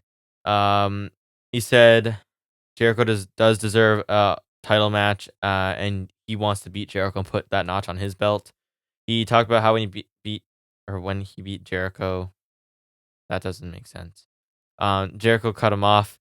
Jericho told him he couldn't beat him and said maybe his brother Jay could have. He said Mark will never be as good as Jay was. Mark decks Jericho and accepts the challenge for Wrestle Dream. To typical Jericho crap I didn't enjoy. I thought Briscoe, of the stuff before Briscoe was meh, but as enjoyable as ever. Mark definitely had this out for me. I always enjoy him. I thought he was really good. And I like when he got serious because that was a nice change of pace for him, as was for Jericho. That was definitely better. I still don't like Jericho, but it was better. And I like Mark got the upper hand here because I think Jericho's a buffoon. So good for Briscoe to get out the upper hand there. And like he dropped Jericho and the boys stayed back. Like nothing happened. They could have easily gotten into a brawl and the heels cheat to get the upper hand, but it just kind of ended there. Yeah. So the nicest thing I can say about this Jericho segment was it was nice when he got serious and it didn't overstay its welcome. So yes, too much Jericho doing his shtick at the beginning of this, and I was just starting to like tune out, and then Briscoe got my attention back. And I think he did a good job here. It's important that he can do more than just the wild man ranting promos. And I like that he kind of has that hot button issue with Jay, right? Which is completely understandable. And he made good points here. He came across as like a confident fighting champion sort of thing. And not a weird one like Lonnie or something. And then Jericho like got serious and it was exponentially more interesting. And like actually good heel mind games there. You know what I mean? Yes. Like, triggering that issue for Briscoe. So the most interesting Jericho's been in forever. But you missed the highlight that amused you the most. Did you forget? I made a note. It was a crowd screaming. Oh, yeah. Somebody could like audibly screamed out Papa Briscoe at some point. It was like, yeah, he was talking about, I don't remember what Briscoe said, but he said something about his daddy, and then he was like, and it's almost like Papa Briscoe. Yeah, it was funny. But yeah, so serious Jericho was good, and not so, I guess, more serious Briscoe too, right? So it was good. Yeah, I agree. Minus the first, 90 seconds where it was Bill and Jericho doing the usual. The only issue is no matter what, the match does not interest me. No, I really enjoy Briscoe in the ring, but he can only do so much here. I agree. I just don't think Jericho's good anymore. So then we get a Darby Allin vignette. He talked about when he was 19 years old. There were guys on a bus who kept spitting on him, and it was killing him when he didn't do anything about it. And he got in the guy's face, and the guy had a knife, and it didn't take long for everybody to break it up, but it felt good that he did something about it. And he said he wasn't going to lie down and do nothing when Moxley called him out. He said he would rather get stabbed, which is a funny thing just out of context there. He said it was supposed to be him and Brian at Wrestle Dream. And he said he's starting to lose faith in himself, and he feels like people are as well. What else can you do except fight? He said he'll be there at Wrestle Dream, so he's putting on an open challenge, and he wants somebody to step up because he has nothing left to lose. True. So I think like you can see this guy improving as a character and a talker, like over the months and years he's been there, right? When he first got to AEW, he kind of did the silent gimmick, I think, and then it was like he's not very good at speaking. I thought this was a pretty long segment. They were asking him to do some acting, and I thought he was really good, right? He's going to take...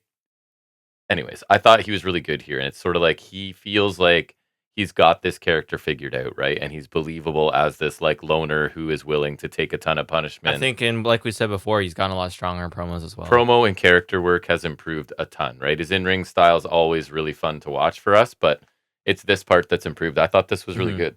Yeah, cool promo from Darby. Whether the story's real or not, he made it sound real, and I like how it kind of connected it back to his kayfabe story. So I like that it kind of connected regardless, right? Like there's a point to telling that story. Yes. Rather than like some of the long MJF ones that felt kind of like, what? Yes. You know what I mean? Yes. Remember the one where he like admitted to a hit and run or something? Oh, yeah, he did. Or like blaming the girl for the crash or something like that. I forgot about that. So like stuff like that, right? Yeah. And I also like when he talked about people losing faith in him being the face, because I have seen that from some people, right? Right. And so I kind of like tapping into that, and I hope he starts to string together some big wins starting a Wrestle Dream, and I hope they open challenge someone cool. It's kind of like they got nothing else for him. Yeah. But that could still turn out well. It could. And I'm still hoping he beats Mox after I think Mox beats Danielson. I would think that's it, because there's a chance that losing to Mox again hurts him, right? So I think him finally getting that could be a defining win for him if he beats Moxley. And Danielson and Mox would probably be okay with that chain of events. Absolutely, as well. right? As long as Danielson's fine with however long a title run that makes it, right? I don't think he needs a long title run, and I think he's also okay with losing to Mox in his hometown. Because I feel like kind of like the Sting thing, where while I know there was something that Danielson wanted to lose to a Washington native like himself, so like Darby, right? Right. But I feel like them changing plans with Mox is not only tapping into the current hype on his group, but also there has to be some some say from Danielson, kind of like how they had way from Sting, right? Like Sting had say in what his. So I think there has to be some say from Danielson for it to be Mox, and so then I think either that means he's not losing it yet, so he doesn't care, or he's fine with losing it to Mox, and so I think both of them would be happy if like in the long run it helps Darby. Yeah, I think so too. And then I think if Mox wins the title now, he has a couple months to like stretch his legs as dominant champion of the heel group, right? And I think that'd be great. And because he's had the title a bunch before, he doesn't need a crazy long run. No. And then Darby can finally get that moment. I think at the end of the year is an optimal time, if not early next year. Yeah, it makes sense. I could see it he happening. Could beat Moxley. Yeah. So I'd like that a lot. Then we get Hangman Page versus Juice Robinson. Good, nice solo outing for Juice, which I like. He came out to his solo theme, which is interesting because they've been using the Bang Bang Gang theme, the Burning Daylight, for a while. You say so. It was odd though because he's not using the Chosen One theme from New Japan that he was using, the one that you like with the lyrics. Oh yeah, that I think that one's better. He's using the Mikey Ruckus made one that is ROH branded. So I think it was probably when he first came into AEW that was what he was using, and then they switched to his New Japan theme. My theory is that theme has a Bullet Club intro tacked onto it, and they seem to have moved away from that. However, they also used to have a Bullet Club one on Jay White's theme, which I know is tacked on because I have Jay White's theme on iTunes and it doesn't have a Bullet Club intro on it, so they could just as easily take it off as they can put it on. So I think they should go back to Juice's better theme. That is to say, I'm a nerd. Agree. Hangman attacks Juice on the stage during his entrance with said theme song. Juice whips Hangman with a strap, which is in reference to the lumberjack strap match from Collision last week, which was Hangman beating Jarrett, and there was some kerfuffle with Hangman and the Bang Bang Gang with the straps and whatnot. So that's where this stems from, for those wondering. And it's another way for Hangman to spin off, and it also makes more sense given the post match, which we'll talk about. There's some crowd brawling, thankfully not overly excessive, I thought. No. Hangman went for a pile driver on the floor. He gets backdropped. Juice throws a drink and popcorn bucket at Hangman. Back in the ring, big superplex from Juice, not in the crowd, thankfully. Is that when Juice came back and he had like popcorn in his hair and beard and stuff? Yeah. It's just funny. He's just funny. Jabs and a left shot from Juice. Definitely not the left hand from God. But he has a good left hand, though. I like the left hand from God. Or like, again, if they're heel, you could do the quarter roll, which I think is a solid gimmick. Oh yeah, then he misses a cannonball in the corner. Remember, he just went full send on that. That's what I had. Goddamn, Juice does not get cheated on anything. He is full speed ahead and super charismatic in the ring. Heyman chucks him hard in the barricade. Then later on, Juice just goes full send cannonball through the barricade, connects. He's giving her, and you gotta respect it.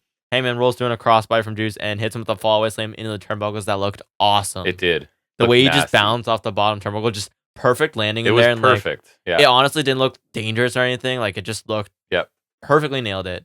Sunset flip, powerbomb from Juice for 2.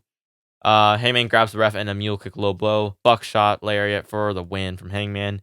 Hangman takes off his belt and tightens around Juice's neck and then hangs him over the top rope. Switchblade music hits his solo theme.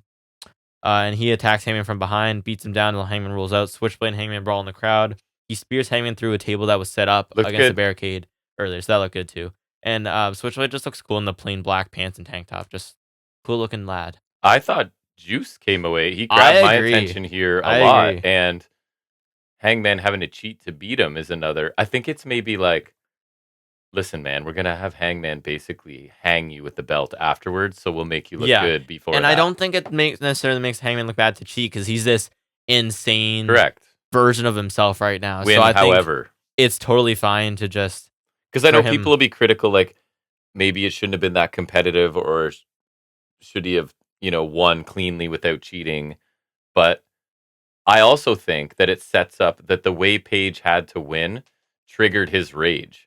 And, like, he's the fact that, like, that's what set him off, and then he starts strangling with the belt. Like, that the fact that he was so competitive and he couldn't win the It did remind me that, because in all of the Dynamite anniversary stuff, a lot of high moments, I was telling you, like, probably one of my favorites, if not my favorite Dynamite moment, is the Hangman Dark Art entrance, and so I got you to watch that again. Just the fact that that's the same dude, I know, now is crazy, because that moment's, like, so special to me. Like, that would be nostalgia for me, just because that's if you're talking about one-off entrances, that might be my favorite of all time, just because the video package combined with like If you the don't remember, spotlight it's work. where they're all every time any of them cast a shadow, they have a It's shadow like with cowboy hats yeah, and on. so there's like the highlight package about being a cowboy, and then they all are on the stage with like the spotlights coming in. Yeah, I think someone even said there's an empty spot for Brody Lee, which if that's true, that's even that's cooler. awesome. Yeah, And they had the special version of Hangman's. Do you remember Hangman's Trons are purple? yep.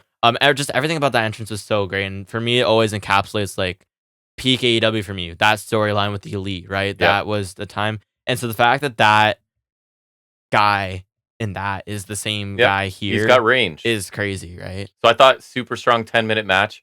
Jay White showed really good fire. Like he looked actually pissed off. And I don't like them as baby faces, but like they both did good here. The They Bullet did. Club boys. I would love them to make a really strong build because a White Page match could be really interesting. I think it has to be a Wrestle Dream, which will give it a short build. However, that was also the case for All Out, and that was awesome. Yeah. And that it'll only be a short build for this match, which I think is okay because most of the legwork is Hangman injured Switchblade in the Owen tournament. Yeah. And then he was beating the crap out of Juice. And it's pretty simple, right? So honestly, there doesn't need to be a lot of build. Both of them are good on the mic, so I feel like you just throw them a segment next week, and then they're fine. Yep. Especially Switchblade, give him 1 week to cook on the mic, and boom, sold. As a babyface, though. Jay White promos, I don't worry about his promos. I just think No. it's kind of like Swerve. It's just not.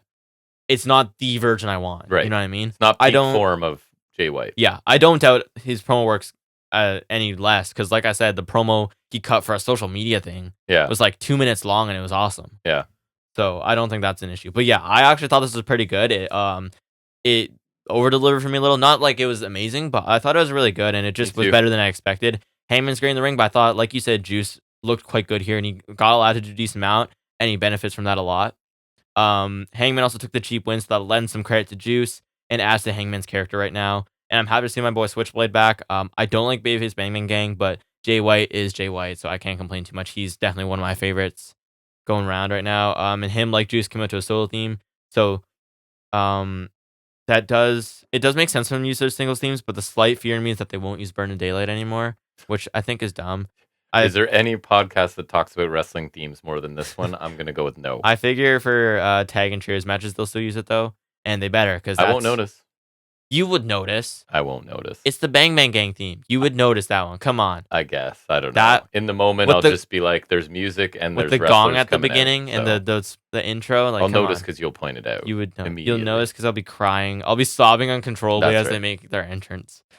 They should keep that spotlight entrance though. I feel like they should all do it for even solo matches. You know, where like the camera goes around them because it's like it's all camera work, but man, does that look awesome every time. Juice said you chosen one for that though. I just imagine that being killer. Just the spotlight going around him and the chosen one playing. I don't know. Hangman vs Switchblade should be sick though if they go with that for Wrestle Dream. That's a good non-title match in the middle of the card. Yep. It could even be a good opener, but I feel like it has to be the triple threat. I hope so. Anyways, really hope that match gets made official because that sounds awesome. Jack Perry, real quick. Renee's waiting for him to arrive.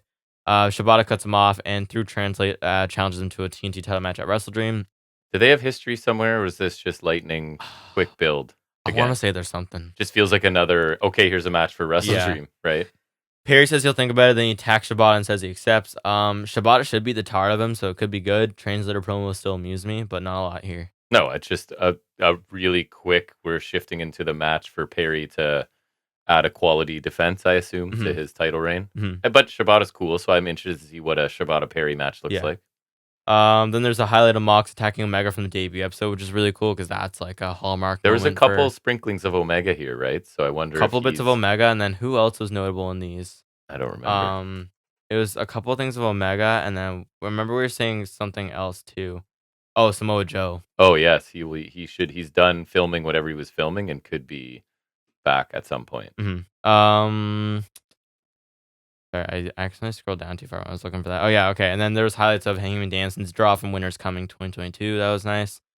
Danson promo. He says F John Moxley and the AEW title isn't Moxley or his. It belongs to AEW, and this is where the best wrestle. He says Okada and him are 1-on-1. He's broken his form and his collarbone, but his spirit has not been broken. And his title or career on the line, he wouldn't have it any other way. And this is for AEW. Yeah, I liked his intensity, right? And just a little reminder of the history to build this up, I guess, right? And could this match be saved for a better time and place, though? Like, are we? I agree, but that's fine. Yeah. I'll take it. Yep. Considering it's probably the last one we get, Danielson true. Okada, right? That might be a good defense for this. Is that realistically, I don't think we're gonna get it. I don't think we're getting it again. And so they've had their trilogy, right? And I mean, hey, they did give it the time it deserves, so I don't think I had any issue with it whatsoever. I saw that out of the corner of my eye, and I legitimately thought that was just like something on the machine flashing. I think it just needs to be charged. So did I. I thought it was my interface. Yeah, that's what flashing. I will say, I had small detour, but I do like that as letting you know it's charging. Yeah, it's like still kind of making use of it. I don't know. I just think that's kind of cool. Anyways, this is great for the audio people. I was just which is the majority. I was thinking about that too as I just started saying that. I was like, it's really not. Some of my ambient lights are dying. That's all. it's interesting to watch. Anyways, Britt Baker versus Serena Deeb's up next. We're in Britsburg, so crowd enters for Baker with the big yellow towel thingy. Fisherman neckbreaker from Baker for 2. Brock Lock. What's the move I like calling more than that? Is it a Juge? I feel like there's something else that there was. I can't remember what it was. Oh, what is it? There's something really funny. It was something funny. I don't know.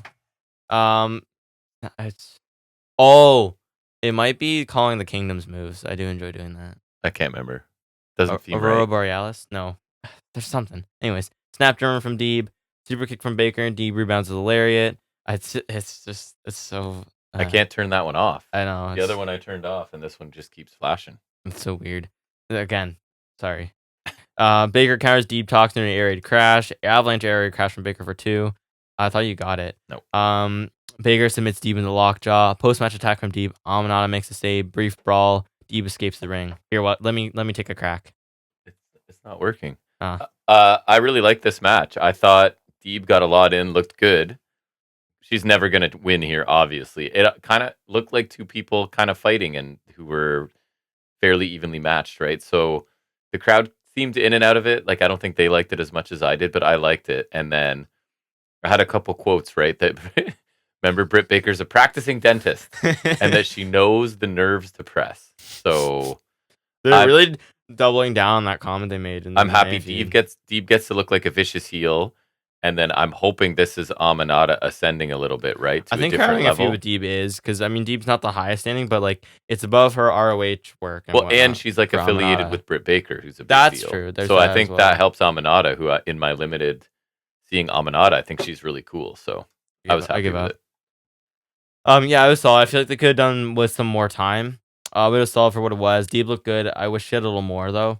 But a quality hometown win for Baker as expected. And like I said, or like you said, good for Amanada getting a feud with Deeb. That sounds great.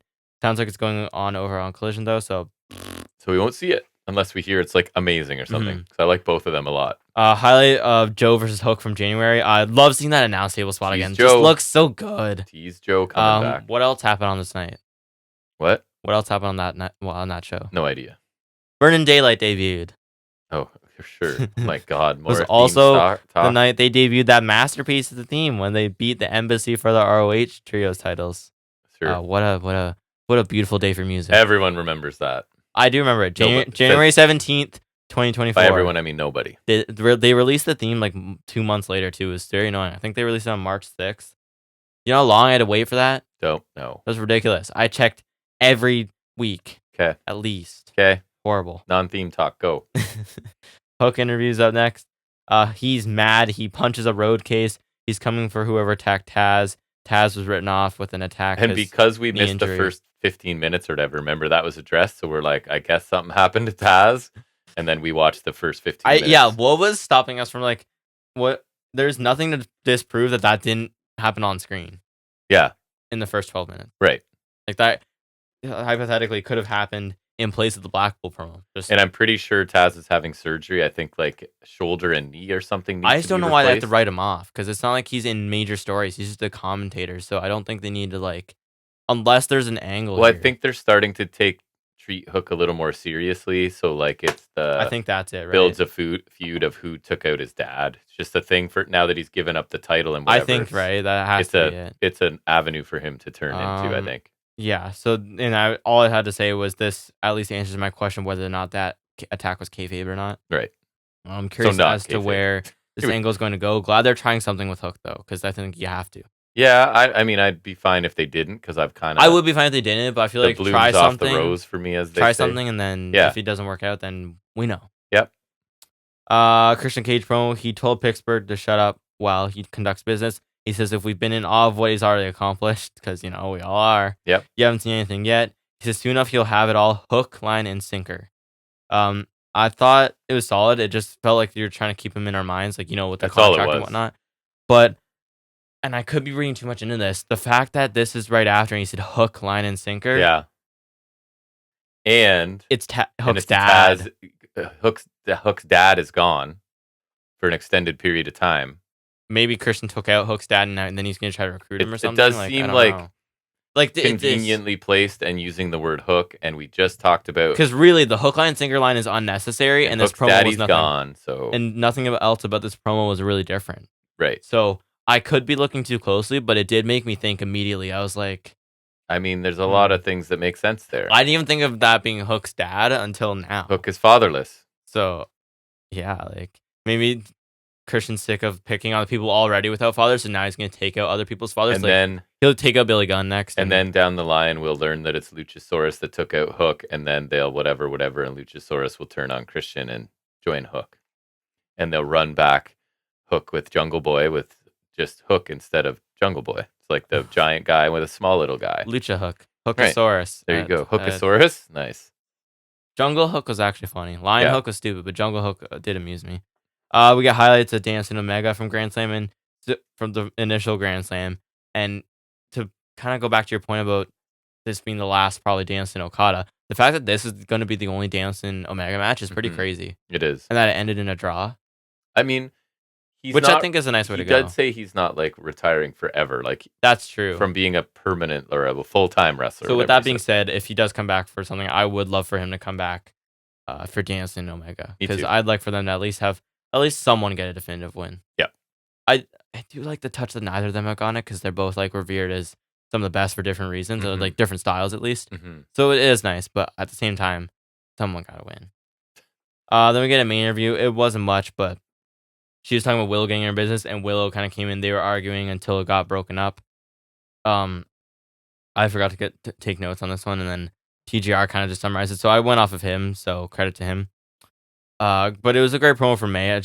I really like her. I forget what her logic was, but I kind of liked it. I don't remember what she said. She kept losing titles. She lost. Oh yeah, she lost. She won the TBS title, lost it, won the Owen, right? And then lost. But no, she didn't. Oh, she lost she had the Owen from last year, lost it to May. Had the CMLL title, apparently lost. So I like that. Agreed. And I liked her drilling into Willow there. May is already a great heel, so I'm excited to see what she could do opposite of Babyface, the caliber of Willow. I don't think they should book it for Wrestle Dream. I think I'd like more time. It seems like a pay-per-view that might not have women's title matches because May has nothing set up either, which is kind of, but at the same time, I would rather that than rush them. I'd rather save them for Full Gear and have something worthwhile, especially with Willow and Mariah. Because Willow's such an amazing... I thought the confrontation here could have been stronger. Yeah. But Willow's such a great face, and I'm great. I think they would be so good opposite each other. So I think saving it, I would rather go womenless on the show than rush it. So I think just have a proper build to Full Gear, and it'll make up for it. Mm-hmm. Bear County. Then we have Private Party taking on Bear County. A new theme for Private Party. Didn't notice. It sounded good. I need to find it though, because I need to inspect it. Yeah. Toby Gun Hilo to Boulder from Quinn. Not a lot here. There's Gin and Juice to Bronson for the win. But wasn't it a crappy botchy finish? It wasn't the best Gin and Juice ever. Right. I just said shame the finish was less than ideal. I don't remember exactly what it was. Cassie says, at the beginning of the year, they said new year, new champs, and they meant it. I remember being excited for that return. Oh, my own notes when I wrote Cassidy, I thought, I was like, where did Orange Cassidy come into this? I always spell it with a K because I know that's how he spells it, and it helps me differentiate. Yeah. I did not make that move. He says he doesn't care if they're messed up. They'll be the next tag champs, and he hopes the Bucks are listening. He says they beat them once, and he promises they can again. He says they're feeling froggy and something about they're going to jump or something like that. Because of the Bucks now, their music hits, which you're a fan of. I actually do like their theme. I think it fits. It's good. It's not one I'd listen to, but it fits. And they're sitting on the steps of where they come out with the Cody Vader. Nick says you can't have the anniversary show without them, and Matt says he heard they have an overrun tonight, so he suggests they put the titles up against Private Party. He relents and says they have limited dates and they're not wasting it on Pittsburgh, which I thought was kind of funny to get out of that. Perry attacks Private Party from behind, and the Bucks win on the beatdown until Shibata runs down and runs the Elite off. Christopher Daniels arrives and says Private Party have been a thorn on the side of the Bucks since Dynamite started. He said he'd love to give them another opportunity. So we get a trios match for Rampage, which is solid. Yeah.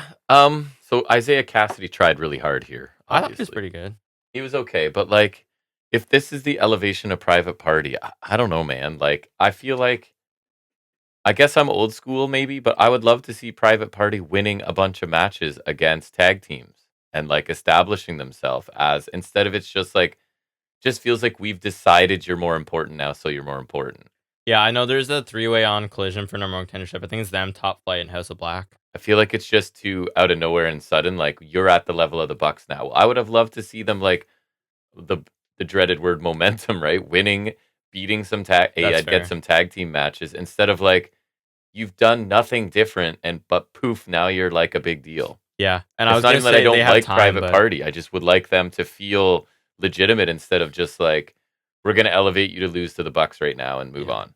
The tag title shot is for Wrestle Dream, so right, they could have a match next week. They could. So I don't know. They're trying, but I think they could have done a much better job of elevating these guys. Yeah, I think more effort definitely need to be put in, but I thought the squashes, whatever, the promo, I thought sounded pretty solid. They came across pretty well. The Bucks are solid too, and I'm glad we're building into this. And I'd love it if Private Party just thrown the Bucks because it would be fresh blood at the top of the division. It hasn't been built the best, but it would be a great payoff for that first win back when Diamond was in its infancy. Trios match set for Rampage is also good because I was saying to you, like, that's good because it feels like supplemental to the main stories, but it's not something that we need to essentially watch. It kind of strikes a good balance where it's like, I guess so. It's like that's a good use of Rampage to me. Like, it doesn't feel like something that's a waste of space, but it's also not something like if I miss it, I'm like, oh crap. And I guess that's also momentum for them. Hopefully, yeah. I could see it as maybe they lose at Wrestle Dream and then you build to a rematch at Full Gear and have them win because I do think it might be too soon for them to win. I can't see them maintaining their momentum for that long. Yeah, I don't know. I think they should, but if they will, I don't know. Yeah, I do hope they win because I think Private Party being the Bucks would be pretty perfect, just given the start of Dynamite, right? But that would involve. I don't see it happening. Putting in the proper effort. Yeah, I see it happening in the right circumstances. Get a highlight of the Joe Swerve contract signing from April, the one where Swerve got punched a lot with the chain. And then we get an interview with MVP.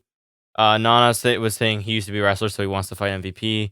And MVP introduces the man in charge of his complaint department. I like the word choice because that's very Hurt Business-esque. And it's Mr. Shelty B. Interesting. Shelton Benjamin. Gotta love it. So I thought this was solid. MVP and Nana sounded good, and we got freaking Shelty B. Look, I love Shelty B. MVP also called him the president of the complaint department. So like I said, it sounds Hurt Business 2.0 is coming. And I also got a good chuckle out of the Beatdown Clan. You looked that up, yeah. Good for Shelton though. I hope he really gets cut loose in terms of in ring. And just I don't know. I'm just happy he's there. Yeah, like I say it all the time, and I know I do. AEW does not need more talent, and Shelton is past his prime for sure. But I've always thought he was awesome and should have been a bigger deal in WWE than he was. And I know I'm not a nostalgia guy, but I am glad to see him. I'm actually more excited than Lashley, who I'm sure is following. I feel like Shelton lends himself a little better to their style. But I will say, Hurt Business was really cool, and WWE left money on the table with them, I think, right? So, and 100%, because that was cool even in like the pandemic Vince era. I don't love AEW just copy and pasting from WWE, though. That's my problem. I don't love that, but is do something new. I think there's room for them to do their own take. I guess. And it is kind of WWE taking from TNA. I guess. So I don't love that either, but at the same time, I would love for them to do it better. Yeah. Then we got highly packaged some Brody Lee. You gotta love AEW for sticking that in there. Yeah, they said that he'll forever be part of the company, right? And so far that made me happy just to see that there. Yep. So that was nice, and just within all the clips, good to have that in there. Then we got a highlight of MJF and Ospreay's near hour-long epic from a few months back. Still funny when MJF was saying, like, easy dub, whatever, and then he's like, in an oxygen mask. So that's always funny. Yeah, they were throwing in highlights of stuff in this show quite a bit. Anniversary. Yeah. Oh, that makes sense. I think some of the choices were oddly recent, like the Swerve and Joe segment or MJF and Osprey, but in general, I thought it was a nice touch. Maybe it's the Joe because like he's about to come back, and it's a way of like, hopefully, I feel like miss you him. could make a better case for Omega since he was in multiple. Miss you, Samoa Joe. Yeah, Kenny too, but Samoa Joe more. it Not really gonna lie. sucks that Samoa Joe died. Forklift incident. Great forklift accident. Yep. Then we get our main event is Bryan Danielson versus Kazuchika Okada for both the AEW World and Continental titles.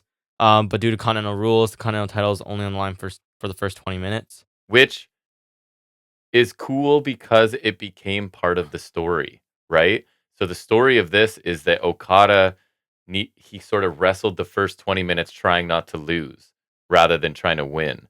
Because if he tries really hard to win, he makes a mistake, he might get, you know what I mean? So he was just like in soccer when they get up a goal and then you suddenly stop trying to like score so much, you're just trying not to lose now, you're protecting that lead. Yeah. So the story was like him kind of just trying to last 20 minutes, and then after that it's a bonus for him, right? So then he can really Yeah. So I thought that was like a kind of a cool story to work into this. For sure. With two amazing storytellers. So, yeah. Yeah. Beauty of a flapjack from Okada. He spiked Danielson to the DDT for 2. Running boot from Okada sends Danielson over the barricade. Danielson sends Okada into the barricade and follows up with a running dropkick. Bit of a slap fight going on. Elbow drop from Okada. Danielson locks in the label lock with, I wrote the yes lock, which is crazy. With 19 minutes having a lap. I had to erase Walter like 3 times and put Gunther in later. That's weird. Still. It's been years now. I know. He modifies it with both arms trapped. Okada gets a rope break with 20 minutes close. Usagi from Danielson. Okada rolls out of the ring perfectly as the 20 minutes goes out. So now only Danielson's belt's on the line. So well played from Okada there. German suplex from Danielson, and Okada comes back with a shotgun dropkick. Usagi knee misses, and Okada lands a Rainmaker, but he can't capitalize on the pin. Strike exchange. Danielson hits a Usagi knee. Okada eats it and hits one of his own for 2. That was a bit of a no-sell. Danielson ducks Okada's Rainmaker attempt and nails a meaty one of his own for 2. Short-arm lariats from Okada as Claudio and Pac come from the crowd and they watch from behind the barricade. Pac was cool, just kind of like perched on the barricade. He's got like one leg up there. It's this idea of like they're sort of closing in on Danielson, right? Which I did really like it. It was really cool. Okada gets distracted by the Pac Bull Boys and he goes for a Rainmaker. But Danielson counters with the backside to get the win. Post-match Rainmaker from Okada on Danielson, then he leaves. Claudio and Pac hold Danielson by his arms as Shafir and Mox arrive. Mox said none of this is about him. He said he's fighting for something much bigger than himself. He said nobody else can do this. He claimed that if this was about him, then he would have put Danielson out of his misery weeks ago. Yuta comes in with a hammer in his right hand, and he clears the ring. Moxley comes back, and he's kind of like, I love Moxley's posture and facial expressions You're not going to hit me with that hammer? Like, yeah, like he's just kind of like goading him too. Like he's trying to goad him right. Yeah. And I love commentary as well. Excalibur, I think, was pointing out, like, Yuta's kind of like going like, come on. He's like, he wants a reason to do it, right? Because like Moxley knows this. Yuta's not going to do it unless he makes him do it, right? So I really enjoyed the dynamic there. I thought that was really nice. But Danielson obviously is not such a man. So he hits up a psycho knee to Moxley and they clear the ring. And so I like this. And I guess TJR wrote, Excalibur pointed out, but I kind of picked up on this myself. Is you see Pac and Claudio attack Danielson, then Claudio and Yuta are tussling. Not once does Claudio hit Yuta. Nope. Not once does he ever harm him or strike him or anything. It's just stopping him from helping or whatever. Exactly what Pac did at All Out. Yeah. Just keeping him out of their way, which I think is, again, with the manipulation tactics at the beginning promo, is all they want to do. Yeah. Is just keep him out of their way so that they can conduct business whether he wants to join in or not. So I really enjoy that touch. Yuta gets on the mic, though. He's saying he's sick of Claudio and Pac treating him like a child, which is fair. He says he's a man who can make decisions and fight his own fights. And he challenges them, or he says if they want to get to Danielson, they have to go through Yuta too. So Danielson challenges them to a tag match. And so we get that match made instantly. And so that was it. Yeah, I thought the match, first of all, was awesome. I might have preferred it to the Forbidden Door one we watched. We also watched the Wrestle Kingdom one, which was like... I really like this match. I did prefer to the Forbidden Door one because I just did. I talked about the story I liked. And then it's just like trying to figure out Okada, right? Because his stuff, it's like, remember the one sequence was like drop kick, body slam, elbow drop. Like it's all really simple. He somehow managed to be like one of the best in the world. But he somehow, it like works for him, right? And he just, this style he works is really different. And I kind of like the flash finish for Danielson because it's like he sees his enemies sort of closing in on him, right? So he needs to get this over with because he knows he's about to probably take a beat down or whatever from them. So he finds a way to win. Again, probably the last time we see Okada Danielson. I thought it was an excellent main event. And then what do you think happens? I think there's a shot that Yuta turns on Danielson. I think there's a decent shot. It's not a 0 chance for me. And they're definitely setting it up because they know, I think they think their fans are smart. So they know, even if we make this match, they'll be thinking maybe it is or isn't. So I kind of like that idea too. Yeah, there's always a chance, right? Yeah, so I thought this was a really strong match to end this show overall. Mm-hmm. Yeah, stellar main event as expected. I'm glad they had the overrun because it felt like it got the time it deserved, and they delivered. The matches have always been super strong. Never my favorite though. This is great for a TV match and maybe my favorite of theirs. I think I liked it better than Forbidden Door. Yeah, and the Wrestle Kingdom one wasn't overly notable. I don't even remember that one well, so obviously not. Mm-hmm. I got into this one. Yeah, I like Okada running out his time limit, and he played that smart. That was a really good story. Quality action. Okada has his own style, but it works for him. The finish was a little anticlimactic. I just think backside wasn't the best choice. But I think it works, though, just the finish, not the backside. It's just I got to get out of this match because I'm about to have 5 people or whatever, attack me, Yeah, and I think it works as, it was seemingly Blackpool's plan to distract Okada and keep the title on Danielson, because what does Mox care about? Okada, right? Yep. Mox is so good. I thought his promo was great. Everything post-match, though, was pretty good, I thought. The heel logic works as he feels he's serving Blackpool's original vision, fighting for a greater good. And he looked really badass, and I loved it when he just goading Yuta to hit him, and because he knows he has the power in that situation, right? And he knows he has the upper hand, so I really enjoyed it. And where am I at? I don't know. There it is. Really nice touch as well as, Claudio, none of them hurt Yuta again, right? Keeping the option open for if he turns on Danielson, it makes sense because it's not like they've been beating the crap out of him.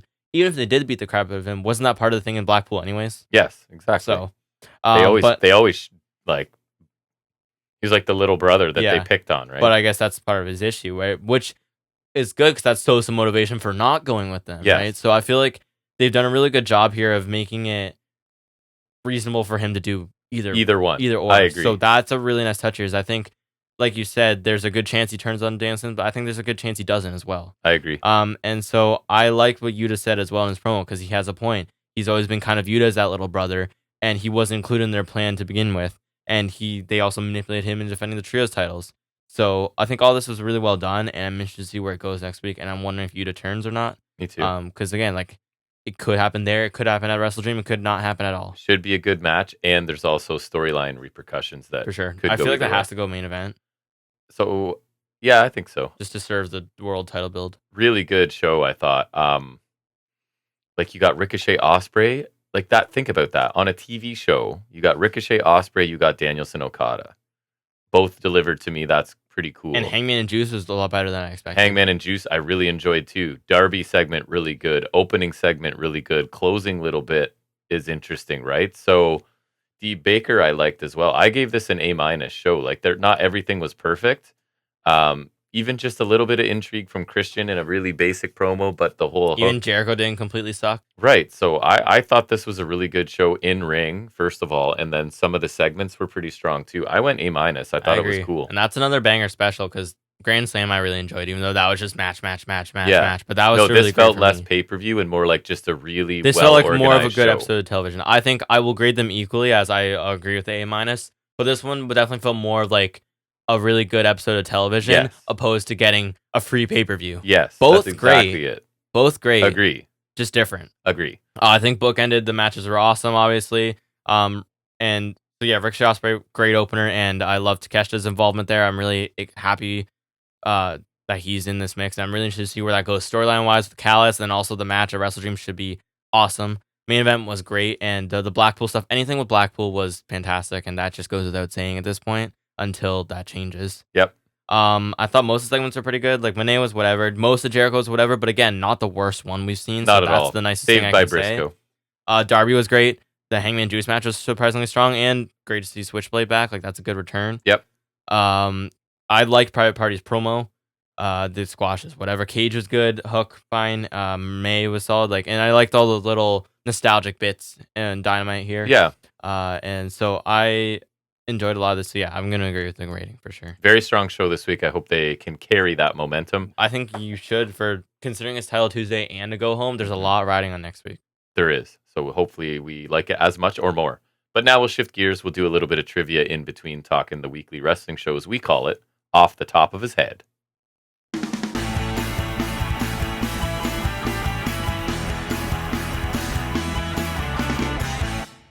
All right, so I tried to be timely this week, and I even checked the first several answers, and they were right. One wasn't, but that adds to the fun sometimes for you. So we're going to talk about top 15 matches from Bad Blood pay-per-views, spanning from 97 to, they're saying the last event was 2004. Is that even correct? It is. Hooray for AI. Okay, so you ready? I'm going to start at 15. I didn't check any of the lower ones. I checked like the first 7 or 8, and they seem to be accurate. So I'll give you the year, and you can see if you can come up with a match, but I also have like a brief description if you want. Bad Blood 2003, Intercontinental Championship. Is it Orton? It's saying no. And again, it could be wrong. Clash of Personalities in ring. So I don't know how to give you hints. RVD? No. Somebody we just talked about in AEW. Shelton? No. They're saying Christian Booker T. I feel like we're never going to get there. Yeah. Did that happen? That sounds right. It's just not something I'd be able to guess. Okay, Bad Blood 2004. Two best friends. Bitter rivals inside it. Wrestling clinic, technical holds, counters, high impact. Benoit and someone? Yes, Guerrero? and who's his best friend? Sorry? Guerrero. Correct, Benoit Guerrero, if this is right. Bad Blood 2002, Hell in a Cell. One of the first Hell in a Cell matches post-invasion. Lesnar and Taker? No. One's in AEW, one's an executive for WWE. Who's in AEW that would be doing that? Jericho and Triple H? Correct. Bad Blood 2004. Mid-card match between two future megastars. Cena and someone? No. Orton and someone? Yes. Orton and Edge? Yes. They do have really good chemistry, those two. That is mentioned in the description. Greatest wrestling match ever. Do you not remember? That's right. Bad Blood 2003 Intercontinental title. High Flyer contract. Didn't we just do that? Or is that Booker and... Was that Booker and Christian? Yeah, that wasn't for the IC, though. Oh, okay. So this is a high flyer. That's true. And another person with a more methodical style. RVD? Also true. And? Kane. No. Big Show. No, not a big guy. Edge. Methodical, but... Okay, Orton? who did Edge have the greatest match ever with? Orton. There you go. Bad Blood 2003. Not a technical masterpiece. Tons of build-up. As one mocked the other for weeks. Cunningness versus brute strength. Triple H. Who would make fun of people all the time? I feel like I'd pick a good one. Jericho. Oh, Jericho and... Someone muscly. 2003. If it actually happened. Goldberg, I'll give it to you. You're not a Bad Blood expert, eh? No, it's not very notable. It's not going to be notable this year. World Tag Team titles, 2004. High Energy Tag Team. Legends in the tag division battled a French-Canadian duo. So La Resistance. Correct. Who I kind of liked. Regal and Eugene? No. Regal and Tajiri? No, already legends of the tag division. Like, I don't know if that was sarcastic or not. No. That's not. LOD? Was this one of their weird Not LOD, comeback? no. Came from ECW. Dudley's? Yeah. That's a weird match. Okay, I think we'll get into ones you'll know now. Bad Blood 2003, WWE Championship #1 contenders match. 3 giants collided in a triple threat. Big Show. Correct. Undertaker. Correct. Someone not quite as tall, but A-Train. more powerful. A-Train. No. Luther Reigns. Brock. Damn it. Think that happened. Bad Blood 2003 World Heavyweight Championship. Triple H. Yep. And Kevin Nash. Nope. Unstoppable and Force. Goldberg. Yes, Triple H Goldberg. That doesn't sound right. I don't know why that doesn't sound I think this is the one that might have been wrong that I looked up. World Heavyweight title, Bad Blood 2004. Oh, Benoit and Kane. Yes, so that one is right. Legend versus Legend Killer, Bad Blood 2004, which I don't think is right. Orton should be Foley. It says Orton Flair. That's the one I looked up that I don't think is isn't correct. that when? Sorry, you said it was Triple H. Yeah, it was Triple H and Nash. I nailed it. You got it, eh? So you're smarter. Sorry, So and Bad Blood 04 was. They said Orton Flair. I think that's the one I looked up, and that did not happen. Yeah, all right.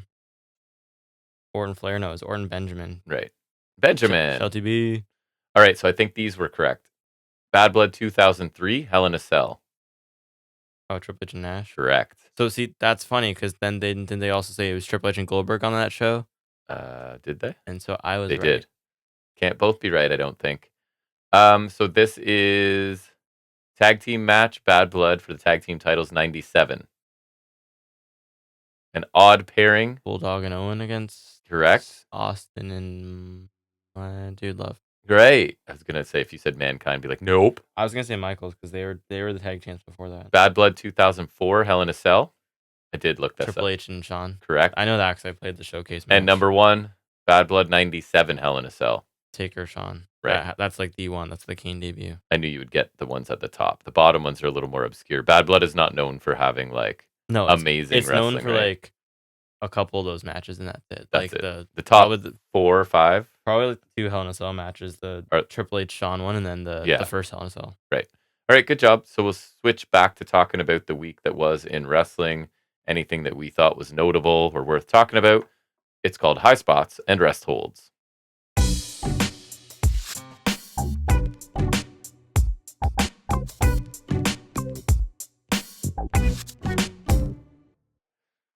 Okay, so Raw. Did you watch the clip I sent you? You probably didn't. I can't believe you didn't watch it.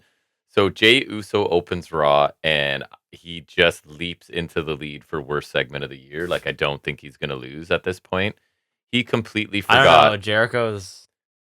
This dude, this is his first ever promo as a singles champion. He main evented Raw last week to win it. He's opening Raw this week to talk, and he completely forgets what he's going to say. And then when he goes to ad-lib, it's terrible.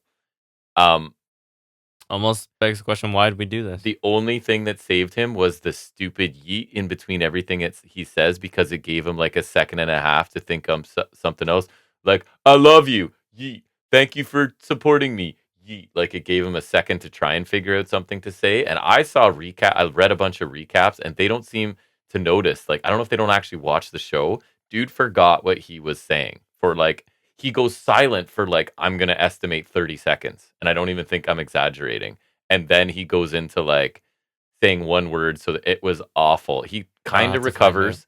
And it's an emotional promo talking about his mom and stuff. So maybe that's where he got lost. But what a dumpster fire of a promo. So I immediately texted you and saying like, sent you a link to the full segment, because WWE's 2 things that talk about it they have that whole part cut out. Is that one like the full stuff, the stuff that you sent me?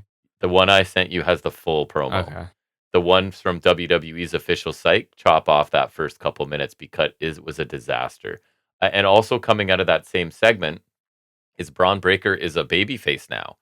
So he comes out... After running around terrorizing people and gutting them in half with spears. He's like, right. And so he comes out after Uso's done talking and is basically... He puts over the IC title... and then Uso, and then shakes Uso's hand, and still later in the show, so he's clearly moving up already, because he approaches Gunther and is just staring at the title on Gunther's shoulder, and there's a brief... It really wasted no time there. There's a brief exchange, and Gunther's like, you really are a badass or something, and he's like, you're about to find out how badass I am. So, already elevated to a main title contender, which...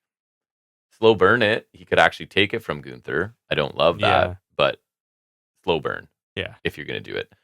I really liked... Did you hear about all the Woods Kofi stuff? I actually liked it this week. I think I saw some of it, yeah. So Cross was present for a bit of it, but... So basically Woods was facing Mysterio, right? And did you see what happened there? So he accidentally, because we don't know if it was accidental or not, so I'm using air quotes, ripped off Ray's mask and then pinned him when Ray struggled to cover his face. Yeah. Now, I feel like the defense is like, even if he did do it accidentally, honorably, he wouldn't have. He still capitalized on it. Either way. And like we kind of need to ignore the fact that you could Google Rey Mysterio and see hundreds of pictures of his face right now. It's not like he didn't wrestle without a mask for years. But so, anyways, you kind of have to just forget that a little bit. But it's plausible way for Woods to like cheat to win in an ambiguous way, right? That Yeah, leaves. I like it as it's a nice way I to thought it use was that. cool. And then later on, I'm kind of going out of order just because I'm talking about topics more than anything as I'm trying to I mean, it's not an streamline actual this. review, so Right. So Kofi was facing Gable, and did you see what happened there? I did. So I think I Gable's did. He tripped Gable to like kind of get back at him, and it accidentally cost Kofi. right. Right? So Gable's running the ropes. Kofi grabs Gable's ankle just as Kofi's going for the Trouble in Paradise. So he missed that, lands on whatever, and then it immediately leads to the Chaos Theory and the win. So Woods was selling being really, really upset about making the mistake. And then I thought they did some cool blocking where it ended up with Kofi sitting on the ring apron and Woods kind of there, like saying, I'm so imploring, whatever. And then in the background, like right behind them, you can see like Gable's over celebrating, like he's on the Creed's shoulders and stuff getting carried around. So it was this nice, I thought it was a really well set up shot to sort of finish it. So I was happy. And so another like again believable way for Woods to like, oh no, I cost him a win because I was just trying to trip Yeah. Gable, right? And I feel like they've done a really good job, credit where credit's due, because they had to suddenly remove Odyssey Jones from this story, right? So if they did make this audible on the fly, I think it's more interesting. Yeah. And I still don't really know if they want to break up New Day, but I'm starting I to hope believe it not. looks like it. Yeah, So even if they don't, they've got me thinking it's definitely a possibility. So that's good, true. right? I definitely think it's possible. Yeah, I just hope they don't. I'm quite happy with it. I other notable thing I called the women's tag division rinse and repeat. So, oh, did you see Baszler this week? Okay, good. So she's now a silent goon for Deville, right? So what would be the like the most on? So what's her nickname? Baszler. Submission magician. Okay, other one. Queen of Spades. Okay. So what's the most like on the nose thing she could be doing? Queen of Spades is what? Pick up 4. No, she shuffles a deck of cards now. And it looks bad because as somebody who plays a lot of cards, it's not like she's an advanced shuffler. She's just kind of like, it's the most like, well, the Queen of Spades is a card. So you're going to silently stand there and shuffle.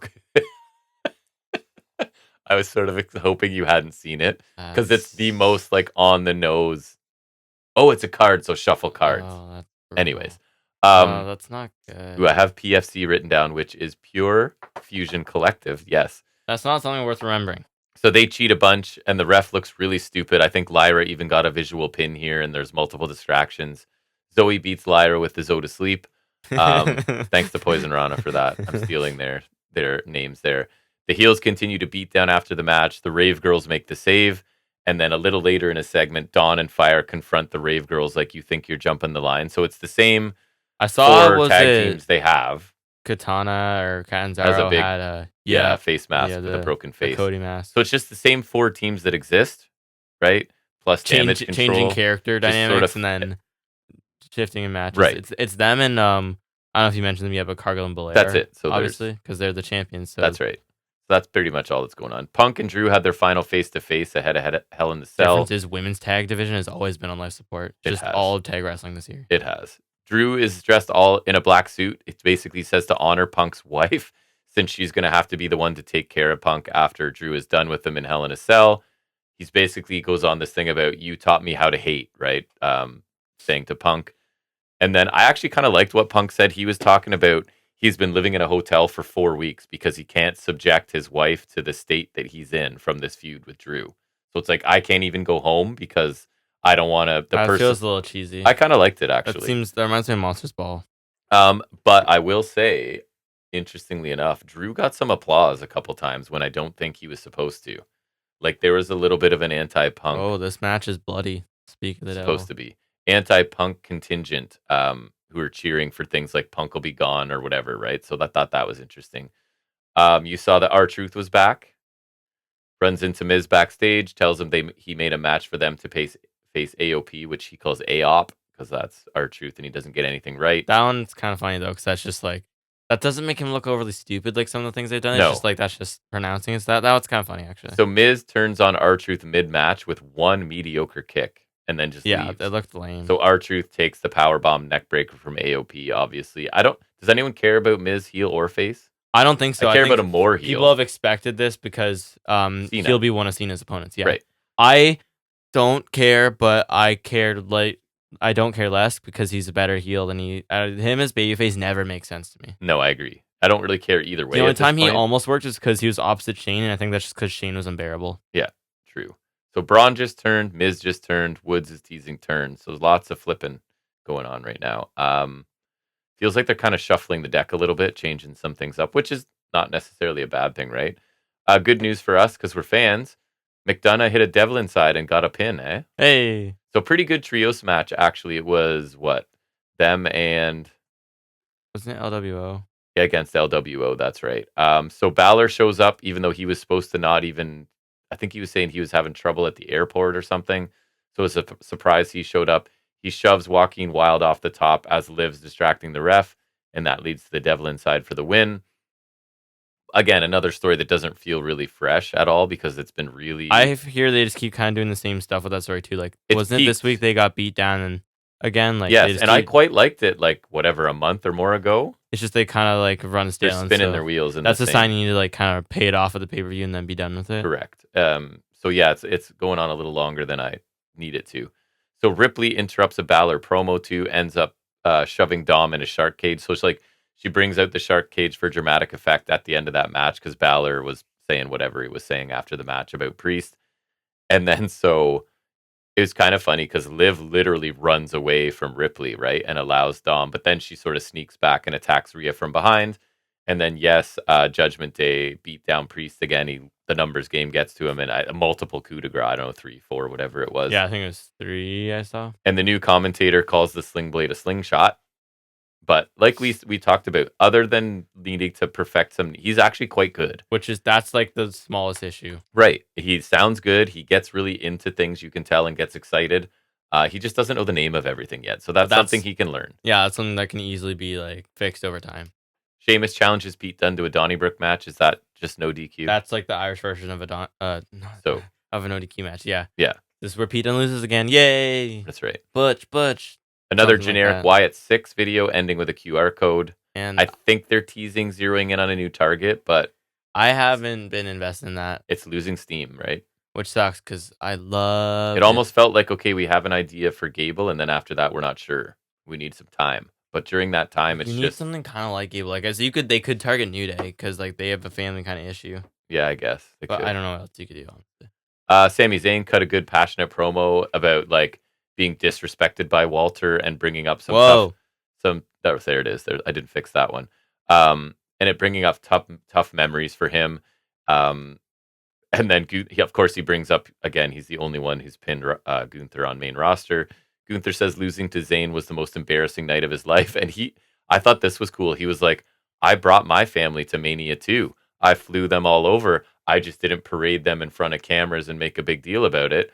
And basically that his dad was super pissed at him losing to someone like Sami Zayn. And he's like, because it still insults Sami. Because like in my family, they're used to me being really successful. And your family's used to you losing, it was like the opposite effect for Sami at Mania. Yeah, so it's like your family's used to you failing all the time, and in my family, I don't fail, so it was a big deal.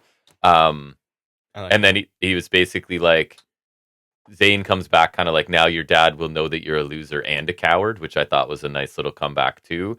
So then Gunther ends up attacking him, hitting a power bomb before telling Sami he can have the match. And you see Sami, even though he's down, mouthing the words like, I got you, right? So I thought this was a really cool, like...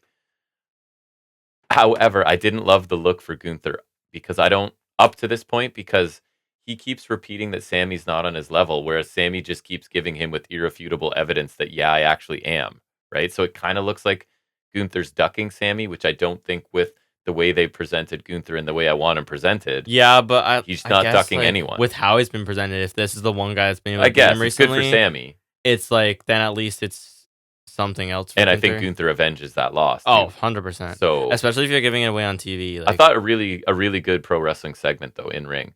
So the main event was the Monster, whatever, Last Monster Standing. So it was both good and bad. Fun action, lots of spots you would expect. Announce table, I don't even know who went through it. I think Reed did. the barricade got crushed and the ring collapsed at the end was the big thing, right? But there was some dumb parts, like when the barricade got smashed through, they had a couple plants sitting there acting like they were injured, which that wasn't the problem. So the ref comes down to check on them, but then literally, I would say without exaggerating, 20 other people, like a parade of people come down, right? And so the referee for the match still feels the need to stay down there, even though there's 20 other people. So Reed hits multiple tsunamis and should have won, but the ref's not there, right? So then a visual pinfall, but like last man standing style. So he gets pissed and goes and throws 3 officials in the ring who they might have taken a forearm or nothing, and they stayed lying in the ring. So I feel like they needed to even wait out when the ring collapsed, or they something. wanted to make it like look cooler with people flopping. I guess there's like bodies everywhere. Yeah, but so anyways, eventual superplex, ring collapses, and Reed is it was kind of cool. The ring steps are in the ring from a previous spot, right? And so Reed's trying to pull himself up on the ring steps to get to standing just perfectly enough for Rollins to run in and hit a stomp to him on the stairs. Issue with, because you're supposed to keep him down for a consecutive count. Until you made me realize that. I thought it was well done. It was well timed and well done and everything, but then that should have kept Bronson down for a separate count instead of the ref just going like, oh, okay. Continued the count. Yeah, so that's the only issue there for me. So that's how Strowman ends up winning, and obviously Reed spinning off. Apparently he injured his groin. Rollins. And yes, so I was saying, I have a note that says, please stop making Strowman run, because it was awful, and you said he hurt himself. at least he's a little defensible here, and good on him for finishing the match at least. Yep, so I thought it was a fun match, and like Reed has been elevated coming out of this, right? It's sort of both of them have looked good. Even though he lost, which is right. Good. And so now he can go into a feud with Rollins, and which is a good spot for him because Rollins is like permanent top of the card. So they're sort of establishing Bronson Reed here, and actually kind of rehabilitating Strowman a bit too, because this whole feud was really fun leading up to this. So interesting that I enjoyed something Braun Strowman did. It's crazy. NXT. New theme and entrance. My only note is auto-tuned garbage. So I don't even know. And I think we both agree that the color scheme with the new logo reminds me of just like straight up No Mercy in general. Like it just looks absolutely. HBK comes out to start the show. He has one question for us. Are we ready? It's Triple H shows up. Say it louder. Nostalgia pop's not for me, but really short. So it wasn't like they went on a rambling promo. It was just, here's HBK, here's Triple H, let's go. Hey, new people that are watching NXT, maybe. We also have the old guys, Great.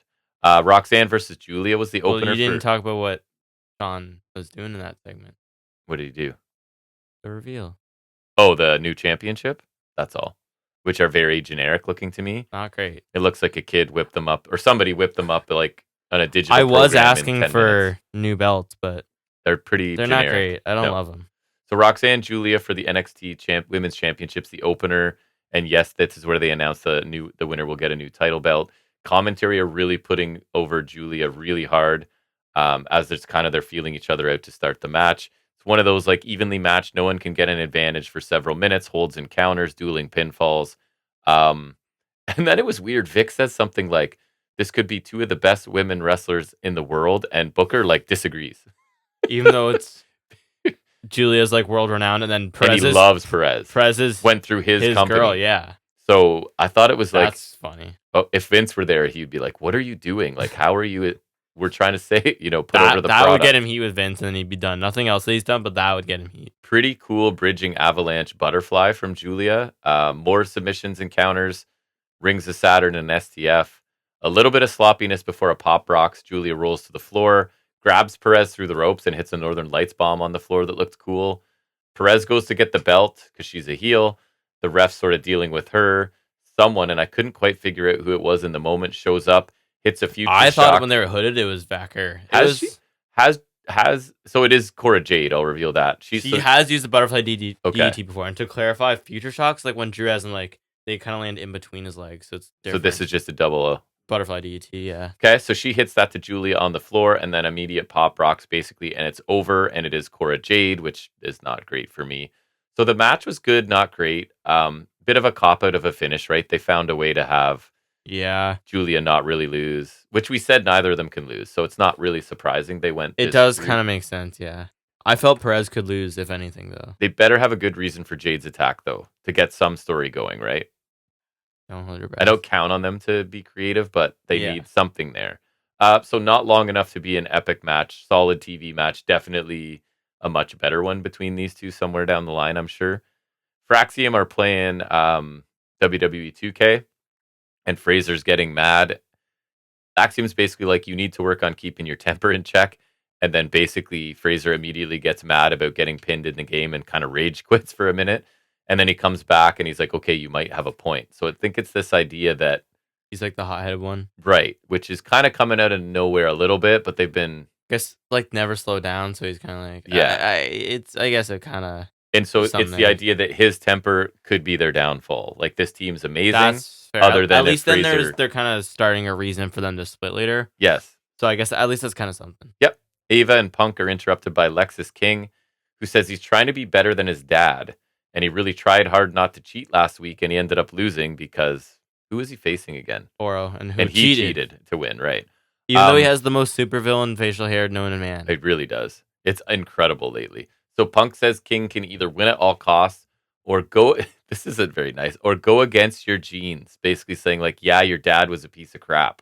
So that's your destiny. So he's either you have to go against it or just embrace the cheating. So King appreciates the advice. And again, it's really hard to buy any face tendencies from Lexus King. Because I mean, look at his face. I imagine he has to end up embracing the heelness again. I don't. Which, unless they're like, then why are you doing this though? unless Like, it's all like we always say, like, let's see if he can be a babyface before he goes to main roster. But he's also terrible in the ring, so yeah, worst wrestler candidate for sure for me. Okay, y'all put it For there. sure. So there's a little bit of a Wentz and Lee hype package, which I thought was good. It's just, again, I think if there's people new that are tuning in, they want them to know what the story is. You saw this segment, I think, can Vice and Parker coexist backstage? They argue over who needs who in their tag match, and Kalani Jordan is there as well for some reason. To say words like a regular person. Yes. No, not at all. Street fight, Wentz and Lee. We get a shopping cart used really early, right? Yeah, I thought they had some like there was different weapons that you don't usually see in WWE anymore. And this is where we got like a board too. set up on some chairs that somebody went through. They did actually wear the proper attire too, so that was nice. And Lee remember he got dropped face first. I forget what the move was, and he dropped him face first on the steps, and it looked super dangerous. And Wentz ended up kind of swinging him through, and the dropping him. It was kind of like swung him through and did that right on the steps to him. Anyways, it looked awesome. You might not have heard that because I pulled away from the mic like you tend to sometimes.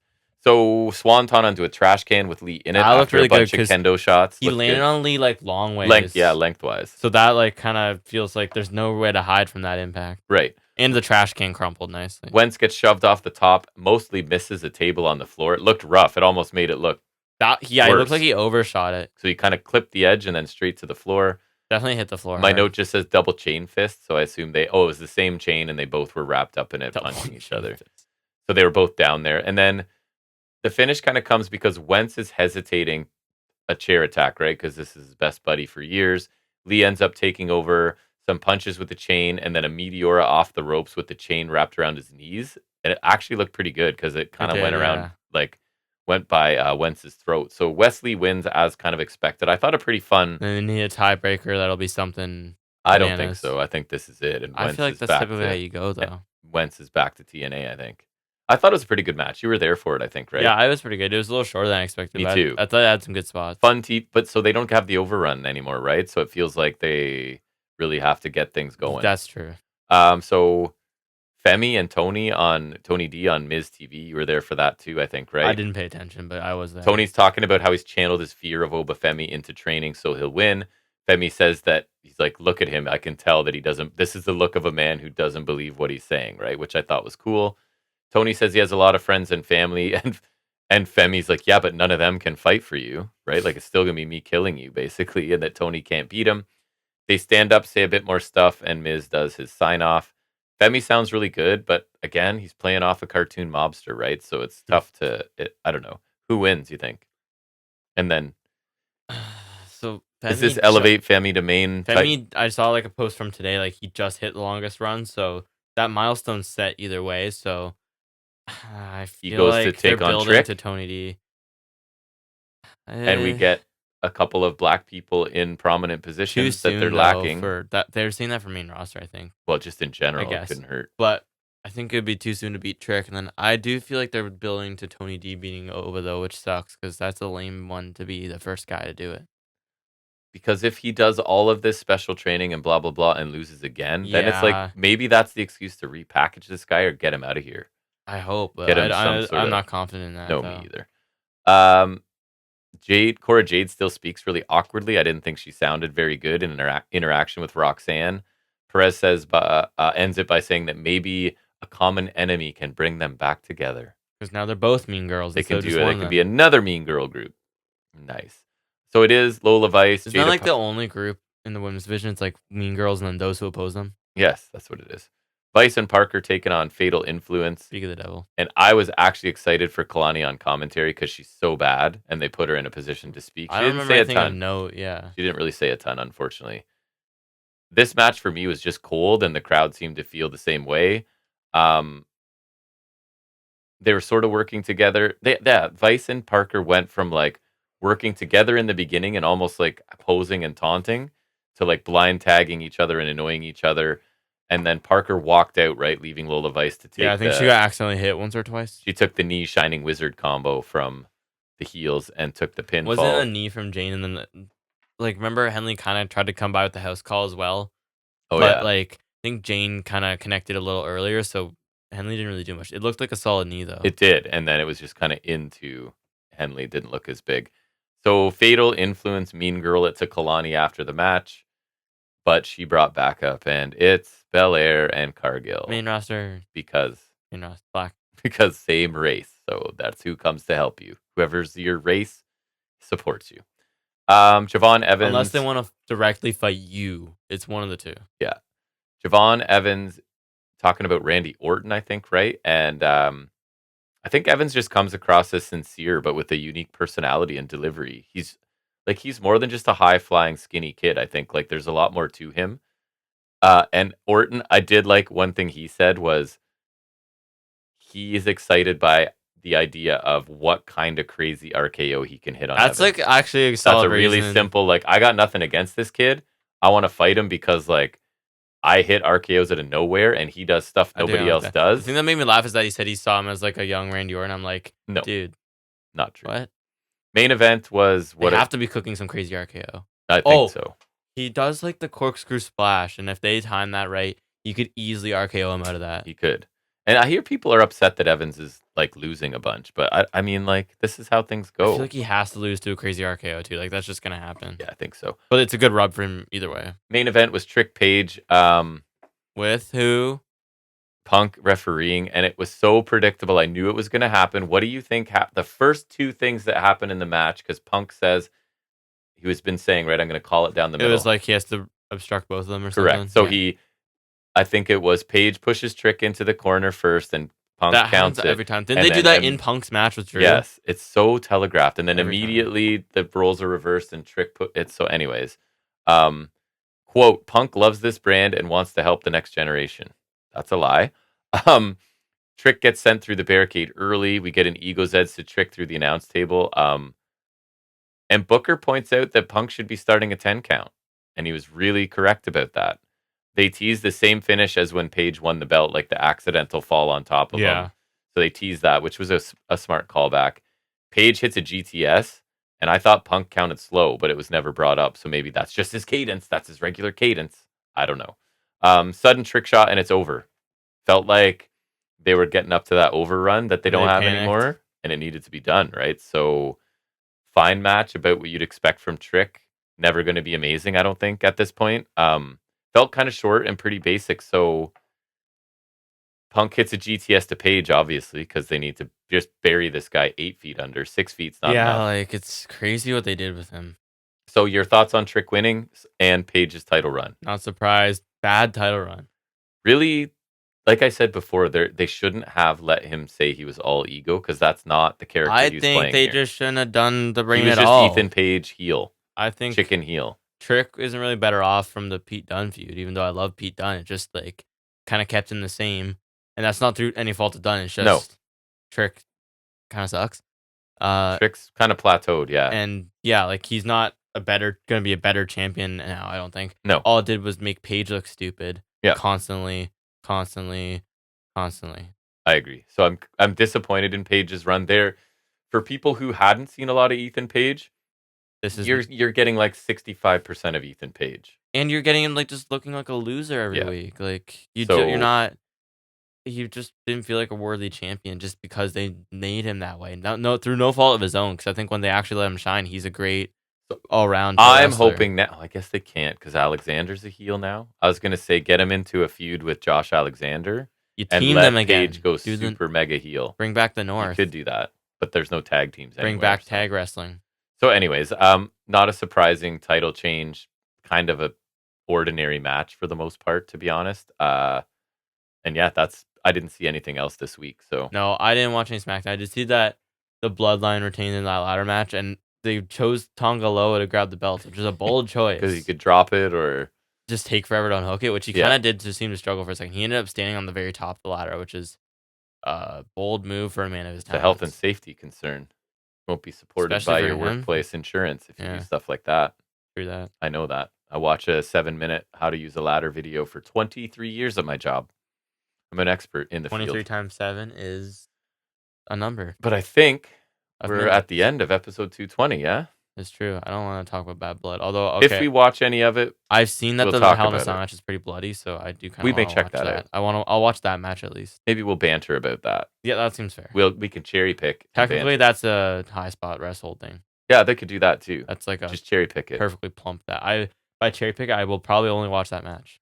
I'll watch Gunther. It's Sammy, the opener, so that's on Raw. The third time today. Sorry. The third time today. It's the only match I want to see, really. It's legitimate. I'll probably watch that too, honestly, That's on Raw. on but Raw. like, that's the third time, at least the second time on air. Not for smart, sure, the okay? third time today. Been 2 late nights in a row, man. That's all right? crazy. I'm old. Anyways, that's going to wrap up this episode. Starting to Thanks go for up. joining us. Send us a comment in any way you can. I think I see them. I don't know. I see them on Podbean. I see them on YouTube. That's for sure. Those are our 2 biggest, quote unquote, biggest things.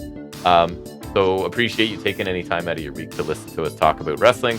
We'll be back next week for episode 221. And until then, everybody, take care.